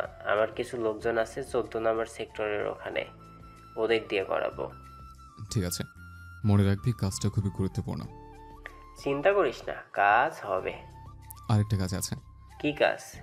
সাকিব নামে একটা ছেলের অ্যাড্রেস দিচ্ছে, ওই ছেলের বিষয়ে খোঁজখবর নিয়ে রাখ। ছেলেটা আশ্রাম ফরেস্টের বড় মেয়ে রাবিয়ার বয়ফ্রেন্ড ছিল। রাবিয়ার বয়ফ্রেন্ডকে খুঁজে নিয়ে কি হবে? রাবিয়া বলেছিল ওই সাকিবের সঙ্গে নাকি নুরির পুরনো কোনো শত্রুতা ছিল। সাংঘাতিক ব্যাপার তো। পারলে তুই নিজে খোঁজ নিবি, ছেলেটা সম্ভবত রাজনীতির সাথে জড়িয়ে আছে। রাখি তাহলে। মোবাইল রেখে সাজু চোখ বন্ধ করলো। প্রায় সঙ্গে সঙ্গে সে ঘুমিয়ে পড়ল। সাজুর সেই ঘুম ভাঙল সন্ধ্যার খানিকটা আগে। শরীরের তাপমাত্রা বেড়েছে খানিকটা, পেট আর বুকের মধ্যেও ব্যথা হচ্ছিল। মোবাইল হাতে নিয়ে দেখলো সেখানে লিয়াকতের তেমন কোনো আপডেট নেই, তবে একটা মেসেজ সে পাঠিয়েছে। বাড়ির সামনে আমার এক লোক একটা ট্রাক নিয়ে দাঁড়িয়ে আছে, ইট বোঝাই করে। সেখানে গিয়ে পরে ইঞ্জিন বন্ধ করে দাঁড়িয়ে আছে। সবার কাছে বলেছে ইঞ্জিন নষ্ট হয়েছে, তাই সারাতে সময় লাগবে। সে ওইখানে আছে, কিন্তু এখনো পর্যন্ত সেরকম সন্দেহের কিছু পাইনি। ওয়াশরুমে সাজু গড়গড় করে বমি করলো। বুকের ব্যথাটা খানিকটা কমলো। হাত মুখ ধুয়ে বিছানায় এসে আবারও ঘুমিয়ে পড়ল। এবার তার ঘুম ভাঙলো রাত 11টার দিকে, আর সেটা এসআই লিয়াকতের কল পেয়ে। বিছানায় হাতে মোবাইল হাতে নিয়ে ঘুম ঘুম চোখে কল রিসিভ করলো। ও প্রান্ত থেকে লিয়াকত বেশ আতঙ্কিত হয়ে বলল, সাজু ডক্টর সাহেব এখন হাসপাতালে। তাকে কে যেন তার বাসায় হত্যার চেষ্টা করেছিল, এখনো বেঁচে আছে। ডক্টররা চেষ্টা করছে, এখন বর্তমানে উত্তরা আধুনিক হাসপাতালে ভর্তি আছে। ধরফড়িয়ে সাজু বিছানায় বসলো, বলল, কিভাবে কি হয়েছে ভালো করে বলতো। রাত 9টার দিকে বাড়িতে একটা অপরিচিত ছেলে প্রবেশ করে। অনলাইনে খাবার ডেলিভারির নাম করে দারোয়ানকে বলে ভিতরে যায়। আচ্ছা, তুই এখানে? আমি হাসপাতালে আছি। ঠিক আছে, আমি আসছি। কয়েক ঘন্টার ঘুমে শরীর খানিকটা ভালো, তবে দুর্বলতা যাচ্ছে না। তবুও ভাবিকে বলে বাইক নিয়ে বেরিয়ে গেল সাজু। 7 নম্বর সেক্টরের উত্তরা আধুনিক হাসপাতাল বা অনেকের কাছে বাংলাদেশ মেডিকেল নামেও পরিচিত। হাসপাতালে গিয়ে সবার আগে এসআই লিয়াকতের সঙ্গে দেখা করে। অদূরেই দাঁড়িয়ে আছে ডাক্তার সাহেবের ভাগ্নি। সাজু ও লিয়াকতের কাছে প্রশ্ন করল, এখন কি অবস্থা? ডাক্তার বলেছে ভয়ের আশঙ্কা নেই। চারদিকে পুলিশ পাহারা আছে তো, নাহলে শত্রু এখানেও আক্রমণ করতে পারে। কিছু হবে না, কড়া নিরাপত্তার ব্যবস্থাও করেছে। সাজু এবার ডাক্তার সাহেবের ভাগ্নের দিকে এগিয়ে গেল। মেয়েটার পাশের আরেকজন মাঝবয়সী মহিলা কাঁদছে। আনুমানিক মহিলাটা ডাক্তার সাহেবের স্ত্রী হতে পারে। আপনি যতটুকু জানেন বা দেখেছেন সবটুকু বলেন। চোখে চোখ রেখে অভয় দিয়ে সাজু বলল, আমি আমার রুমের বেলকনিতে ছিলাম, মামা ড্রয়িং রুমে টিভি দেখছিলেন। হঠাৎ কলিং বেলের শব্দ পাই। যেহেতু মামা ড্রয়িং রুমে ছিল, তাই আমি আর বেলকনি থেকে বের হইনি। 5 মিনিট পর মামির চিৎকার শুনে দৌড়ে এলাম। এসে দেখি মামা অচেতন অবস্থায় দরজার সামনে পড়ে আছে। মামার মুখ থেকে রক্ত বের হচ্ছে, আর মামি তাকে জড়িয়ে ধরে কাঁদছে। মামার ডান পাশে দরজার কাছে একটা পেঁচা পড়ে আছে। পাশ থেকে লিয়াকত বলল, যে ছেলেটা ডেলিভারি করতে এসেছে সেই ছেলেটাই কাজটা করেছে সাজু। সম্ভবত পিৎজা হাতে নিয়ে যেই টাকা দেওয়ার জন্য মানিব্যাগের দিকে মনোযোগ দিয়েছে, তখনই কিছু একটা করেছে। হতে পারে। সম্মতি দিল সাজু ভাই। আরেকটা কথা ছিল সাজু ভাই। আমতা আমতা করে অনুমতি চাচ্ছে তাবাসসুম। জি বলেন। আমার ডাকনামই অন্তরা। আজ সকালে আমি আপনাকে কল করেছিলাম। আপনার সঙ্গে কথা বলার সময় সেখানে মামা চলে আসে। আমার হাত থেকে মামাই মোবাইল কেড়ে নেয়। সাজু ও লিয়াকত দুজনে অবাক হয়ে একে অপরের দিকে তাকিয়ে রইল। লিয়াকত বলল, তাহলে সাজু যখন আপনার মামার বাসায় গিয়ে দ্বিতীয়বার জিজ্ঞাসা করলো তখন সবকিছু গোপন করলেন কেন? নুরি নামের সেই মেয়েটার মিথ্যা ক্যান্সার রিপোর্ট সাজানো এবং সবকিছু ঠিকঠাক ম্যানেজ করার জন্য মামা ওদের কাছ থেকে কয়েক লক্ষ টাকা নিয়েছে। সামান্য একটা কাজের জন্য এতগুলো টাকা? সাজু বলল, আমার সঙ্গে কথা বলার সময় আপনার কাছ থেকে যখন মোবাইল কেড়ে নেওয়া হয় তখন আপনি একটা শব্দ বলেছিলেন। কি আপনি? লোকটা যদি আপনার মামা হয় তাহলে আপনারা তাকে চিনতে পারেন নাই কেন? পিছন থেকে মোবাইল নিয়েছিল, তাই অস্ফুটে মুখ থেকে বেরিয়ে গেছিল। কিন্তু যতক্ষণে বুঝতে পারলাম ওটা আমার মামা, ততক্ষণে তিনি মোবাইল বন্ধ করে দিয়েছে। তারপরে কেন বলেন নাই? কেন মিথ্যা নাটক করে সাজুকে বিভ্রান্ত করার চেষ্টা করলেন? প্রশ্ন করল লিয়াকত আলী। মামার কোনো সন্তান নেই। আমার মা বাবা দুজনে আলাদা হয়েছে আমার ছোটবেলায়। তারা দুজনেই আলাদা আলাদা বিয়ে করে নতুন সংসার নিয়ে সুখে আছে। মামা মার বিয়ে ঠিক করেছে সপ্তাহখানেক আগে। কিন্তু আমি একটা ছেলেকে পছন্দ করি। মামা সেই ছেলেকে মেনে নিতে রাজি নয়। লিয়াকত বিরক্ত হয়ে বলল, এইসব আমরা জেনে কি করব? সাজু লিয়াকতকে থামিয়ে দিয়ে অন্তরাকে বলার জন্য ইশারা করেন। ছাদে দাঁড়িয়ে মোবাইল কেড়ে নিয়ে মামা বলে, তার মানে তুই সব জানিস তাই না? ওকে ফাইন, তোর সামনে দুটো পথ খোলা আছে। প্রথমত তুই তোর পছন্দের ছেলেকে বিয়ে করতে পারবি। তার বিনিময়ে তোকে ওই ডিটেকটিভের সামনে মিথ্যে অভিনয় করতে হবে। আর দ্বিতীয় পথ কি ছিল? এসআই লিয়াকত তখন সাজুকে কথার মাঝখানে হাত ধরে টেনে এক সাইডে নিয়ে গেল। সাজু বলল, কি হয়েছে? লিয়াকত তার মোবাইল বের করে হোয়াটসঅ্যাপ থেকে কয়েকটা ছবি দেখলো। ছবিতে দেখা যাচ্ছে একটা রেস্টুরেন্টে রাবে আর একটা ছেলে বসে আছে। ছবিগুলোর মধ্যে 17 সেকেন্ডের একটা ভিডিও আছে। দুজন কোনো বিষয় নিয়ে মনোযোগ দিয়ে কথা বলছে। লিয়াকত বলল, এইটা সেই সাকিব। তুই দুপুরের পরে সাকিবের খোঁজ খবর নিতে বলার জন্য আমি এর পিছনে একজন স্পাই লাগিয়ে রেখেছিলাম। কিছুক্ষণ আগে সে ছবিগুলো পাঠিয়েছে। সাজু বলল, রাবি আবার সাকিবের সঙ্গে কেন? এদের মধ্যে কোনো ঝামেলা আছে। সাংবাদিক শুধু ঝামেলা। কই যাব আমি? লিয়াকতের কথা শেষ হবার সঙ্গে সঙ্গে সাজুর মোবাইলে সাইমনের কল এলো। বিকাল 4টার দিকে রাবেয়ার কাছে কল দেয় সাকিব। দেখা করতে চায়। রাবেয়া বেশ অবাক হয়ে যায়, কারণ অনেকদিন ধরে সাকিবের সঙ্গে তার কোনো যোগাযোগ নেই। রাবেয়ার হঠাৎ সন্দেহ হয়, তাহলে কি সাজু ভাই সাকিবকে বলে দিয়েছে, নাকি সাকিবের কাছে জিজ্ঞাসা করার কারণে সাকিব তাকে সন্দেহ করছে। সাকিব বলে, বেশি সময় নেব না, মোবাইলেও বলতে পারতাম, কিন্তু আমার মনে হয় সামনাসামনি কথা হলে ভালো হবে। ঠিক আছে, আমি রাত 10টার পরে রেস্টুরেন্ট থেকে বের হয়ে আপনাকে কল করব। এতটুকু বলেই তখনকার আলাপ শেষ করে রাবেয়া, কিন্তু তার মনের মধ্যে কিছুটা ভয় কাজ করতে শুরু করে। সে যেহেতু পুলিশের কাছে তার উদ্দেশ্য জানিয়ে দিয়েছে সাকিব, স্বাভাবিকভাবেই তার উপর রেগে যেতে পারে। এদিকে সত্যি সত্যি যদি সাকিব কাজটা করিয়ে থাকে তাহলে পরে সেখানে রাবেয়া জড়াতে পারে। নিজেকে কিছুটা সাহসী রাখার জন্য রাবেয়া তার পরিচিত একটা রেস্টুরেন্টে সাকিবকে আসতে বলে। সাকিব বেশ স্বাভাবিক। রাবেয়ার কাছে সাকিব কল করার পরে রাবেয়া একবার মনে মনে ভেবেছিল সাজু ভাইকে বিষয়টা জানানো উচিত, কিন্তু কোনো টপিক কে কথা বলে সেসব চিন্তা করে আর জানানো হয়নি। কেমন আছো তুমি? যেমন দেখছো। আমি গুরুত্বপূর্ণ কিছু কথা বলার জন্য তোমাকে ডেকেছি। ভালোবাসার কোনো কথা নয়। বলো, কিন্তু যা বলার একটু তাড়াতাড়ি বলবে। সারাদিন রেস্টুরেন্টে ছিলাম, তাই তাড়াতাড়ি বাসায় যেতে হবে। নুরি আর তার ছোট বোন নাকি খুন হয়েছে। তোমাদের বাসার দারোয়ান, তাকেও নাকি খুন করা হয়েছে। হ্যাঁ। দেখো, তুমি হয়তো ভাবতে পারো আমি নুরিকে খুন করেছি। ভাবতেই পারো, কারণ তোমার সাথে একসময় এই বিষয় নিয়ে কথা বলেছিলাম, কিন্তু এইসব চিন্তা আমি তখনই মাথা থেকে বের করে দিয়েছি। রাবেয়া কিছু বলল না। তার মনের 90% অংশ জুড়ে বলছিল সাকিবই খুনটা করেছে, কিন্তু সে এখন বলছে এসব সে ভুলে গেছে। সত্যি সত্যি যদি ভুলে যায় তাহলে নুরি ভাবিকে খুন করলো কারা আর কেন? সাকিব আবারও বলতে শুরু করলো, তুমি এসব পুরনো কথা পুলিশের সঙ্গে বলতে যাও না। মাকে চিকিৎসার জন্য ইন্ডিয়া নিয়ে যেতে হবে। এই সময় অমন পুলিশের ঝামেলা পড়তে চাই না। কিন্তু আমি অলরেডি তোমার কথা বলে দিয়েছি। আস্তে করে উত্তর দিল রাবেয়া। রাবেয়ার মুখের দিকে স্থির দৃষ্টিতে তাকিয়ে রইল সাকিব। বলল, তোমাকে মাথা খারাপ হয়ে গেছে? তুমি জানো এখন আমার কত বিপদ হতে পারে। আমি তো তাদেরকে বলিনি যে তুমি খুন করেছো। আমি বলেছি যে তোমার সাথে তার শত্রুতা ছিল, তার ক্ষতি করার মতো সিদ্ধান্ত তোমার মনের মধ্যে পুষে রেখেছো। তারা তো হুট করে তোমাকে গ্রেফতার করবে না, সবকিছু তদন্ত করবে, প্রমাণ পেলে তখন গ্রেফতার করার প্রসঙ্গ আসবে। তাছাড়া কি? তুমি তো সবসময় নেতার সঙ্গে উঠবোস করো, যদি কোনো অপরাধ না করো তবে তোমার চিন্তা কি? কিন্তু তুমি আমার কাছে কিছু না জিজ্ঞেস করে এভাবে পুলিশের কাছে সাক্ষী দিয়ে দিলে, অদ্ভুত। অদ্ভুতের কিছুই নেই। আমি বাসায় গিয়ে সাজুর ভাইকে কল করে বলে দিব যে তুমি নিজের মুখে স্বীকার করেছো তুমি কিছু করো নাই। তারা চাইলেই তোমার পিছনে লাগবে, আর না চাইলে অন্য কারো পিছনে থাকবে। এসআই লিয়াকত আলীর গুপ্তচর সাকিব রাবেয়ার এরূপ কথাবার্তা শুনতে পায়নি। সেরকম কোনো নির্দেশও নেই, নজর রাখার আদেশ আছে তাই নজর রাখছে। মেয়েটার সঙ্গে কথা বলতে দেখে ছবি তুলে পাঠিয়েছে।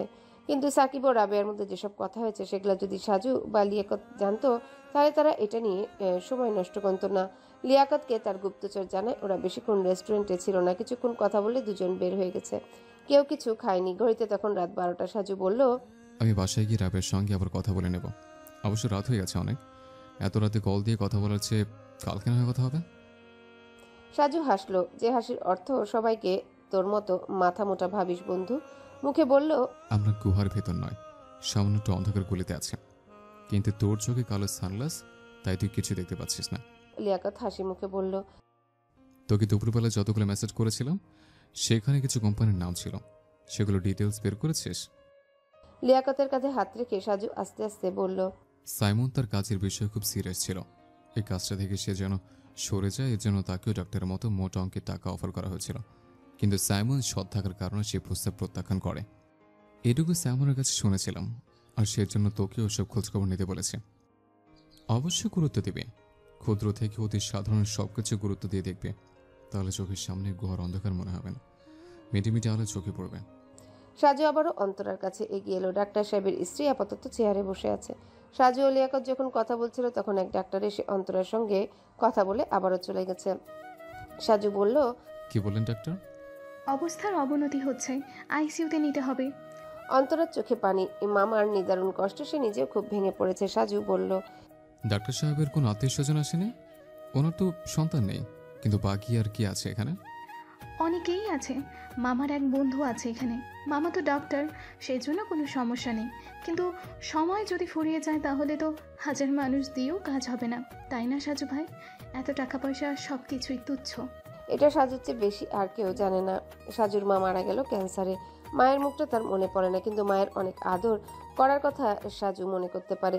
সাজুর বাবা লন্ডনে থাকতো, দাদা ইউনিয়ন চেয়ারম্যান, টাকা পয়সা জমি জমা কোনো অভাব ছিল না, কিন্তু তার মাকে কিছুতেই তারা আটকে রাখতে পারলো না। সৃষ্টিকর্তার সবচেয়ে বড় নিয়ম, সময় ফুরিয়ে গেলে চলে যেতেই হবে। হাসপাতালে আর তেমন কাজ রইল না। ডাক্তার সাহেবের সাথে কথা বলতে পারলে ভালো হতো, কিন্তু এখানকার ডাক্তার সেটা অ্যালাউ করবে না। কাজে এখান থেকে চলে যাওয়া ছাড়া আর কিছু করার নেই। অন্তরার দিকে তাকিয়ে সাজু বলল, আপনি যদি সকালে আমার সঙ্গে মিথ্যা না বলতেন তাহলে আপনার মামার এরকম পরিস্থিতি নাও হতে পারত। আমি তার সাথে কথা বলতাম, অনেক কিছু জানতে পারতাম। তিনি কাদের হয়ে কাজ করলেন, কেন করলেন, সবকিছু জানা যেত। আপনার একটা মিথ্যে কথার কারণে এতগুলো বিপদ হয়ে গেল। সরি সাজু ভাই। এরপর থেকে আর বিন্দু পরিমাণ কথা লুকানোর চেষ্টা করবেন না। জীবনের প্রতিটা মুহূর্তে মানুষের সঙ্গে মিথ্যা বলা বন্ধ করুন। লিয়াকত আলীকে নিয়ে সাজু হাসপাতাল থেকে বের হয়ে গেল। 4 জন পুলিশ সেখানে পাহারায় রাখা হয়েছে। বলা তো যায় না কখন আবার কি আক্রমণ করে। রাস্তায় দাঁড়িয়ে সাজু মোবাইল হাতে নিয়ে রাবেয়ার নাম্বারে একটা টেক্সট পাঠালো, যদি জেগে থাকেন তাহলে রিপ্লাই করবেন, খুব জরুরি। সাজু যখন বাসায় ফিরল তখন হাসান সবেমাত্র ডিনার শেষ করেছে। হাত ধোয়ার আগেই কলিং বেল বেজে ওঠে। তাসনিমকে দরজা খুলে দিলে সাজু এসে হাসানকে দেখে অনেকটা খুশি হয়ে যায়। হাসান ভাই বললেন, গোয়েন্দা সাহেব নাকি? এত রাত পর্যন্ত বাসার বাইরে থাকলে বউ কিন্তু ঘরে ঢুকতে দেবে না। সেজন্য তো বিয়ে করি না। কথার পিঠে কথা দিয়ে চুম করে আঘাত দিলা। একটা বিষয় মাথা থেকে যাচ্ছে না। আপনি জেগে আছেন তাতে ভালোই হলো, নাহলে আমি এখন আপনাকে ঘুম থেকে ডেকে তুলতাম। কেন, কি হয়েছে? বাংলার কোনো সূত্র পাওয়া যাচ্ছে না? সূত্র পাওয়া গেছে, যতটুকু এগিয়েছে তাতে প্রকাশ করার সময় হয়ে গেছে, কিন্তু আরেকটা বিষয়ের গভীরতা না জেনে আসল ঢিল ছুটতে পারছি না। হাত ফসকে বেরিয়ে যাবার সম্ভাবনা আছে। ঘটনাটা আমি অনেকটাই জানি, আজ একজনের কাছে শুনলাম। তোমার কাকে কাকে সন্দেহ হচ্ছে? সন্দেহ নয়, আমি মোটামুটি নিশ্চিত সাইমনের স্ত্রী নুরি ওদের ছোট কোনো হত্যাকাণ্ড পারিবারিক কোনো কারণে হয়নি, এটা অফিসিয়াল কারণে হচ্ছে। কিরকম? প্রথমত নুরি নামের যে মেয়েটা মূল টার্গেট ছিল, সে মেয়েটাকে প্রায় 2 মাস ধরে মিথ্যা ব্রেন ক্যান্সার আতঙ্ক ছড়িয়ে দেওয়া হয়েছে। আচ্ছা, তারপর? ক্যান্সার বিষয়টা সম্পর্কে সফল হতে না পেরে চক্রান্তকারীরা 29 ফেব্রুয়ারি নুরিকে খুন করায়। কিসের সফলতা? পরিকল্পনার। পরিকল্পনা কি? ভাইয়া, একটা বিষয়ে মনোযোগ দিয়ে ভাবলে আপনি বুঝতে পারবেন। নুরিকে মিথ্যে ক্যান্সার আক্রান্ত সাজানোর জন্য ডাক্তারকে কয়েক লক্ষ টাকা দেওয়া হয়েছে। এমন করার কারণে কেউ লাখ টাকা কখন খরচ করে? যখন সেখানে কোটি কোটি টাকা আয় করার সুযোগ থাকবে। এক্স্যাক্টলি সেটাই হয়েছে। সাইমন তার অফিসের একটা প্রজেক্টের দায়িত্ব ছিল। প্রজেক্টের সফল কোম্পানির প্রায় দ্বিগুণ টাকা লাভ হতো, কিন্তু নুরির মৃত্যুর কারণে সাইমন সবকিছু বাদ দিয়ে ঢাকায় ফিরে আসে, আর কোম্পানির 55 কোটি টাকার লোকসান হয়েছে। এত টাকা? জি ভাই, 29 ফেব্রুয়ারিতে নুরিতে হত্যা করার প্রধান কারণ এটাই হবে। খুনিরা চাইলেই সাইমনকে হত্যা করাতে পারত, কিন্তু সেটা করলে সরাসরি সন্দেহ তাদের দিকে যেত। তাই কৌশলে সাইমনের স্ত্রীকে টার্গেট করেছে, কারণ সাইমন তার স্ত্রীকে খুব ভালোবাসে। স্ত্রীর কিছু হলে সাইমন পৃথিবীর সবকিছু ভুলে যাবে। মামলা তো তাহলে প্রায় সমাধান হয়ে গেছে। এবার কোম্পানিগুলো ভালো করে খোঁজ নিলে আসামি খুঁজে বের করা যাবে। কাজটা কারা করিয়েছে এতটুকু বের করা যাবে, কিন্তু ওই বাসায় এসে বাহির থেকে কে খুন করে গেল? যদি কোনো কন্ট্রাক্ট কিলার দিয়ে কাজটা করানো হয় তাহলে তাকে বের করাই তো সবচেয়ে মুশকিল হয়ে যাবে। আরে চিন্তা করো না, মনোযোগ দিয়ে যারা কালিয়ে যাও কাজ, যারা মূল ষড়যন্ত্রকারী তাদের বের করো, তারপর বাকিটা পুলিশ বুঝে নেবে। ঠিক আছে ভাই, আপনি তাহলে ঘুমিয়ে পড়েন। আমি কি করব বুঝতে পারছি না। বিকেল থেকে রাত 11টা পর্যন্ত ঘুমিয়ে আছে। মনে হচ্ছে হিমুর মতো হলুদ পাঞ্জাবি পরে খালি গায়ে রাস্তায় গিয়ে হাঁটাহাঁটি করি। মোবাইল হাতে ব্যালকনিতে বসে আছে সাজু ভাই। রাস্তায় মাঝে মাঝে দু একটা বাইক, আবারও প্রাইভেট কার দেখা যাচ্ছে। মামলার বিষয়টা মাথা থেকে বের করে সাজু মোবাইলে ফেসবুকে ঢুকলো। ফুটবল খেলার একটা ভিডিও ক্লিপ দেখে সেটা ওপেন করলো। তারপর আনমনে আঙ্গুল একটার উপর আরেকটা ভিডিও দেখতে লাগলো। হঠাৎ একটা ভিডিও দেখে সাজু চমকে উঠলো। ভালো করে নজর দিয়ে দেখলো একটা বাড়ির ছাদে গভীর রাতে শুটিং হচ্ছে। বিয়ে জাতীয় কোনো কিছুর জন্য বিশাল সেট সাজানো হয়েছে। নাটকের কিছু পরিচিত মুখ অভিনয়ের জন্য সেখানে প্রস্তুতি নিয়ে দাঁড়িয়ে আছে। সেই দৃশ্যই ধারণ করে ভিডিওতে আপলোড করা হয়েছে। ক্যামেরার পিছনে যিনি ছিলেন তার মুখে শোনা যাচ্ছে, এই যে আমাদের শুটিং সেট, দেখুন কত সুন্দর করে সাজানো হয়েছে। আপনাদের জন্য আবার অসাধারণ একটা নাটক নিয়ে হাজির হব খুব শীঘ্রই। সাজু বারবার সেই ভিডিওটাই দেখলো। তারপর ভিডিওটা সেভ করে দু চোখ বন্ধ করে নুরি খুন হবার সেই রাত থেকে এখন পর্যন্ত ঘটমান সকল ঘটনা ভাবতে লাগলো। সকাল 8টা, আসলাম ফারাজির 6তলা ভবনের পাশেই যে 4তলা ভবন, সেই ভবনের গেটের সামনে দাঁড়িয়ে আছে। একজনকে জিজ্ঞাসা করে জানা গেল এটা একটা শুটিং হাউস, এখানে বিভিন্ন নাটক সিনেমার শুটিং করা হয়। 29 ফেব্রুয়ারি রাত 10টার দিকে কোনো শুটিং চলছে কিনা সেটা জিজ্ঞাসা করাতে এই লোকটা একটু ভেবে বলল, ওই দিন প্রাঙ্কিং টিমের নাটকের শুটিং চলছিল। রাত 10টার দিকে কি ছাদে কোনো কাজ হচ্ছিল? বিয়ের কোনো অনুষ্ঠান হচ্ছিল এমন কিছু? হ্যাঁ হয়েছিল তো, কিন্তু কেন ভাই? আপনাদের পাশের বিল্ডিং ওই রাতে 3টা খুন হয়েছে, জানেন নিশ্চয়ই? হ্যাঁ শুনেছি। আমি সেটা তদন্ত করছি, তাই আপনার কাছে এত কিছু জিজ্ঞেস করলাম। আমি কি একটু ছাদে গিয়ে দেখতে পারি? হ্যাঁ অবশ্যই। সাজু ছাদে গিয়ে অনেকক্ষণ ধরে এদিক ওদিক তাকিয়ে সবকিছু দেখে নিল। ছাদে দাঁড়িয়ে মনে মনে হিসাব করলো। তারা যখন আসলাম ফরাজের বাড়ির ছাদে যায় তখন এই ছাদে কেউ ছিল না। সম্ভবত ততক্ষণে শুটিং শেষ হয়ে গেছে। ছাদ থেকে নেমে বাইক স্টার্ট দেওয়ার আগে পকেট থেকে মোবাইল বের করে লিয়াকতের কাছে কল দিল। লিয়াকতকে বলে দিল সে যেন এখনই হাসপাতালে উপস্থিত হয়। সাজু পৌঁছানোর আগেই লিয়াকত পৌঁছে গেল। পাহারারত পুলিশের কাছে কল দিয়ে আগেই জানা গেছে অন্তরা হাসপাতালেই আছে। সাজু ও লিয়াকত দুজনে মিলে অন্তরা ও ডাক্তার সাহেবের বউ যেখানে ছিল সেখানে চলে গেল। কিন্তু সেখানে আরও 3টা পরিচিত মুখ দেখে অবাক হয়ে গেল। আসলাম ফরাজি, তার স্ত্রী ও বড় মেয়ে রাবেয়া সবাই সেখানে উপস্থিত। সাজু অন্তরার দিকে তাকিয়ে বলল, কেমন আছেন অন্তরা? জি ভালো আছি সাজু ভাই, আপনারা কেমন আছেন? আলহামদুলিল্লাহ ভালো আছে। আপনাকে একটা ভিডিও দেখাতে এত কষ্ট করে ছুটে এলাম। কিসের ভিডিও সাজু ভাই? সাজু তার পকেট থেকে মোবাইলটা বের করে গতরাতে ফেসবুক দেখা ভিডিওটা অন্তরার সামনে প্লে করলো। লিয়াকত কিছুই বুঝতে পারছে না। হঠাৎ দেখলো অন্তরার চোখ দুটো বড় বড় হয়ে যাচ্ছে। অন্তরা সাজুর মোবাইল দেখতে পাচ্ছে। একটা ছাদের উপর অনেকগুলো মানুষ শুটিংয়ের প্রস্তুতি নিচ্ছে, আর সেখানে ক্যামেরার সামনে থেকে হেঁটে যাচ্ছে সে নিজেই। সাজু ভাই বললেন, 29 ফেব্রুয়ারি রাত 10টার একটু পরে আসলাম ফরাজের বাড়ির ঠিক পাশের বাড়ির ছাদে আপনি কি করছিলেন? সাজু ভাই চুপচাপ তাকিয়ে রইল। অন্তরা তৎক্ষণাৎ কিছু একটা বলার জন্য নিজের মগজের সর্বোচ্চ ব্যবহার করছেন। হয়তো ভাবতে পারেনি সাজু ভাই এরকম কোনো প্রশ্ন নিয়ে হাজির হবে। পাশ থেকে জিজ্ঞাসা করলো লিয়াকত, আমি ওনাদের নাটকে খুব ভক্ত ছিলাম, তাই শুটিং দেখার জন্য গিয়েছিলাম। কাপা কণ্ঠে বলল অন্তরা। সাজু বলল, কোনো কিছু করার আগে সে বিষয়ে সব দিক থেকে প্রস্তুতি নিতে হয়। এত কাছে কাজ যারা করে তাদের দ্বারা খুন করা মানায় না। সাজুর কথা শুনে যারা যারা কাছাকাছি ছিল তারা সবাই চমকে গেল। অন্তরা বলল, কি বলছেন এসব? কে খুন করেছে? সাজু সেই প্রশ্নের উত্তর না দিয়ে লিয়াকতের দিকে তাকিয়ে বলল, হাসপাতাল অসুস্থ মানুষের আনাগোনা, এখানে দাঁড়িয়ে ডাক্তার আর রোগীদের কষ্ট দেওয়া ঠিক না। এতে সবাইকে থানায় নিয়ে চলো। সাজু এগিয়ে যায় আসলাম ফরাজির কাছে, রাবেয়ার দিকে তাকিয়ে বলল, আপনাকে রাতে টেক্সট করেছিলাম, আপনি তো কোনো রেসপন্স করলেন না। ভেবেছিলাম রেস্টুরেন্টে গিয়ে কথা বলবো, তাছাড়া সকালে উঠে আঙ্কেলের অসুস্থতার কথা শুনে আমার এখানে ছুটে এসেছি। ডাক্তার ওবায়দুল মাসুদ আপনার আঙ্কেল?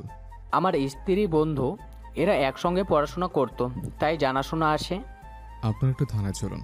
রাবেয়ার মা আপত্তি জানিয়ে বলল, আমরা রুগী দেখতে এসেছি, আপনাদের সঙ্গে থানায় যাবার জন্য আসিনি। আসলাম ফরাজির দিকে তাকিয়ে সাজু বলল, চলুন, সব কথা সেখানে হবে। ভিডিও দেখার পরে অন্তরা যতটা অবাক হয়েছিল তার চেয়ে বেশি অবাক হলো যখন দেখলো তার বয়ফ্রেন্ড কবির থানায় বসে আছে। অন্তরার দিকে তাকিয়ে কবির এতটাই করুণ চেহারা করলো যেটা দেখে অন্তরা বিড়বিড় করে বলল, সব শেষ।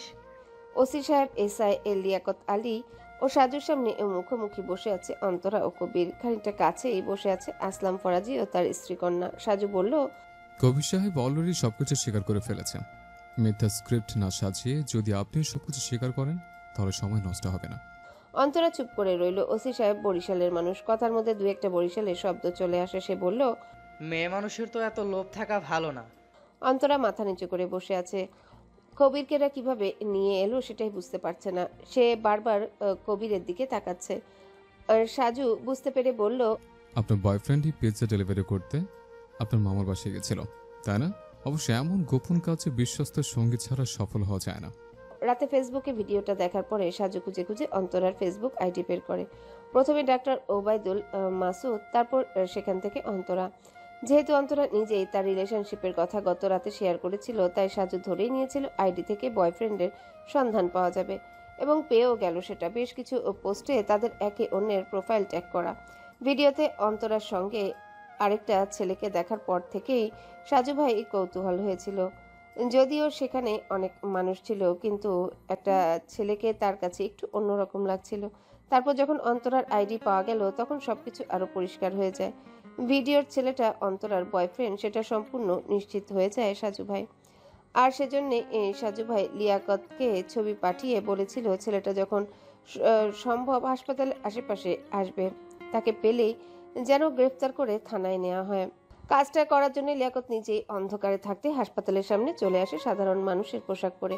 প্রায় ঘন্টাখানেক দূর থেকে অন্তরার প্রতি নজরদারি করার পরে ছেলেটাকে দেখতে পায়। অন্তরার সঙ্গে কানাকানি ফিসফিস সব শেষ করে ছেলেটা যখন বের হয় তখন বাইরে বসেই তাকে আটক করে। সাজু বলেছিল অন্তরা যেন বুঝতে না পারে। এরপর থানায় রেখে লিয়াকত বাসায় চলে যায়। দ্বিতীয়বার সাজুর কল্পে আবারও হাসপাতালে আসে। খুনের সম্পূর্ণ পরিকল্পনা কার ছিল? প্রশ্ন করলো সাজু ভাই। থমথমে হয়ে জবাব দিল কবির। ছেলেটাকে খুব ভীতু মনে হচ্ছে। এরকম একটা ছেলেকে সঙ্গে নিয়ে 3টা খুন করলো কিভাবে সাজু ভেবে পায় না। আপনার নীরবতার বরফ গলে গেলে সবকিছু খুলে বেরোন। অন্তরা তাকালো। সাজু চোখে চোখ রেখে বলল, হুট করে কাউকে সন্দেহ করা যায় না অন্তরা। তাছাড়া আপনার অভিনয় দক্ষতা অনেক কাঁচা। মার্শাল আর্টে আপনি পরিপক্ক হতে পারেন, কিন্তু অভিনয় খুব কাঁচা। আপনার প্রতি আমার প্রথম সন্দেহ আপনার মামার বাসাতে হয়েছিল। আপনি দরজা খুলে প্রথমে যখন আমাকে চিনতে পারলেন তখনকার অভিনয়টাই আপনার প্রতি সন্দেহ সৃষ্টি করে। অন্তরা তাকিয়ে রইল। সাজু বলল, আপনি বললেন আমি নাকি লেখক হিসেবে বেশ সেলিব্রিটি। আমার লেখার খুব ভক্ত আপনি। আমার সম্পর্কে খোঁজখবর নিয়ে সবকিছু বলেছেন, ঠিক আছে, কিন্তু আরেকটু সময় নিলে বুঝতে পারতেন আমি গল্প রেখি না, ওগুলো অন্য কেউ লেখে। তাই আমাকে লেখক হিসেবে চেনার কোনো উপায় নেই। দ্বিতীয় সন্দেহ, নুরি ও দারোয়ান দুজনকে আগে ঘাড় মোটকে তার খুন করা হয়েছে। আপনার মামার বাসায় দেয়ালে দুটো ছবি ঝুলানো আছে, সেখানে আপনার দেখা যাচ্ছিল মার্শাল আর্টের ড্রেস পরে হাসি মুখে দাঁড়িয়ে আছেন। সুতরাং তাৎক্ষণিকভাবে আমার মাথার মধ্যে নুরি ও দারোয়ানের ঘাড় মটকানোর কথা সবার আগে চলে আসে।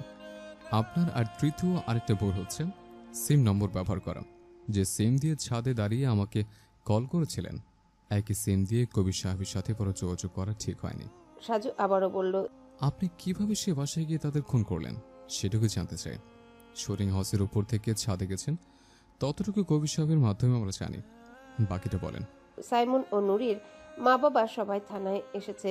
ওসি সাহেব এবং সাজু সবাই বারবার প্রশ্ন করেই যাচ্ছে অন্তরার কাছে। সবার তারাকে অবশেষে মুখ খুলে অন্তরা।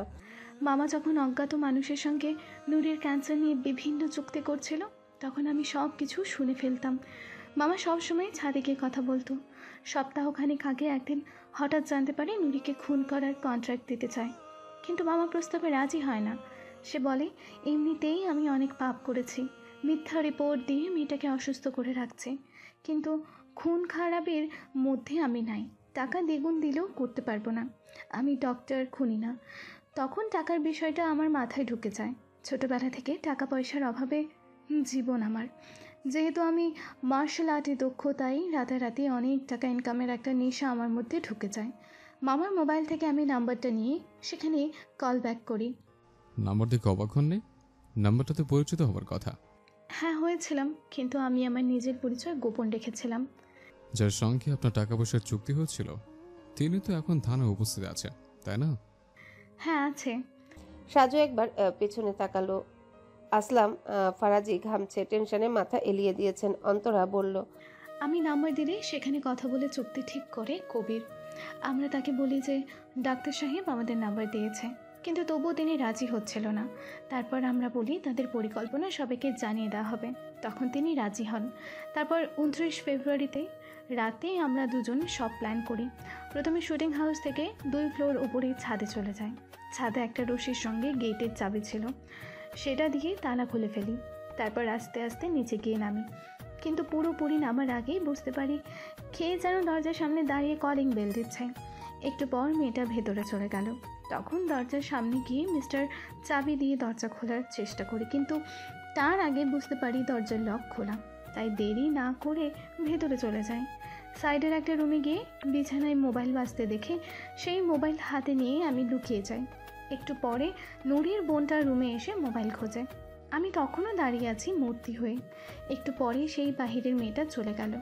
আমি আর দেরি না করে ছোট্ট মেয়েটা আবার রুমে আসতেই দরজা পেছন থেকে বের হয়ে আর মুখ চেপে ধরে গলায় ছুরি ঢুকিয়ে দিই।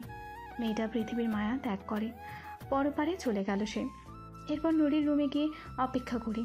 নুরি তখন বাথরুমে ছিল। সে বাথরুম থেকে বের হতেই আমি তার ঘাড়টা ভেঙে দিই, তারপর তাকেও ছুরি দিয়ে মারি। শর্ত ছিল খুন করার পরে ডাক্তারের যত রিপোর্ট সেগুলো নিয়ে যেতে হবে। তাই রিপোর্ট খুঁজে বের করতে করতে হঠাৎ দরজা খোলার শব্দ পাই। হালকাভাবে দেখি বাড়ির দারোয়ান পাশের ছোট্ট মেয়েটার রুমে ঢুকছে। আমি দেরি না করে তাড়াতাড়ি ফ্ল্যাট থেকে বেরিয়ে যাই, কিন্তু চতুর দারোয়ান আমাকে দেখে ফেলে। তাই পেছনে পেছনে ছাদে চলে আসে। প্রথমে লুকানোর চেষ্টা করছি, পরে বাধ্য হয়ে লোহার সিঁড়ি দিয়ে উপরে উঠে যায়, কিন্তু বদমাস দারোয়ান সেখানেও চলে যায়। তাই তাকেও বাধ্য হয়ে খুন করতে হয়। তারপর দ্রুত লোহার সিঁড়ি দিয়ে নিচে নেমে ছাদের সাইড দিয়ে পাশের 4 তলায় চলে আসি। কবির সেখানে অপেক্ষা করছিল। দুজন দ্রুত বের হতে যায়, কিন্তু চারিদিকের ক্যামেরা। অন্তরা চুপ হয়ে গেল। পিছনে আসলাম ফারাজি ও তার মেয়ে রাবেয়া হতভম্ব হয়ে তাকিয়ে আছে, কিন্তু রাবেয়ার মায়ের দিকে তাকিয়ে বোঝা যাচ্ছে মহিলা অস্বস্তিতে রয়েছেন। সাজু রাবেয়ার দিকে তাকিয়ে বলল, আপনার মাকে একটু সামনে নিয়ে আসুন। তারা সামনে আসে। তখন লিয়াকত বলে, রাবেয়ার মা অন্তরার দিকে তাকিয়ে আছে, মনে হচ্ছে বিশ্বাস করতে পারছে না এই মেয়েটাই তিনি কাজটা দিয়েছেন। এক প্রকার বাধ্য হয়ে সেটা করতে হয়েছে, কারণ মেয়েটা জেনে গেছিল তারা নুরির ক্যান্সার নিয়ে আটক সাজিয়েছে, তাই সেই মুহূর্তে কিছু করার ছিল না। রাবেয়ার মা আস্তে আস্তে বলল, তা হচ্ছে তৃপ্তিদের কোম্পানির কাজটা নিয়ে সাজুর কাছে যতটুকু তথ্য আছে তা হচ্ছে প্রজেক্টে ইউরোপের কোনো একটা দেশের কোম্পানির প্রথম শর্ত ছিল তারা কিছু কাজ করাবে যেগুলো ফর্মুলা শুধু একজনই জানতে পারবে।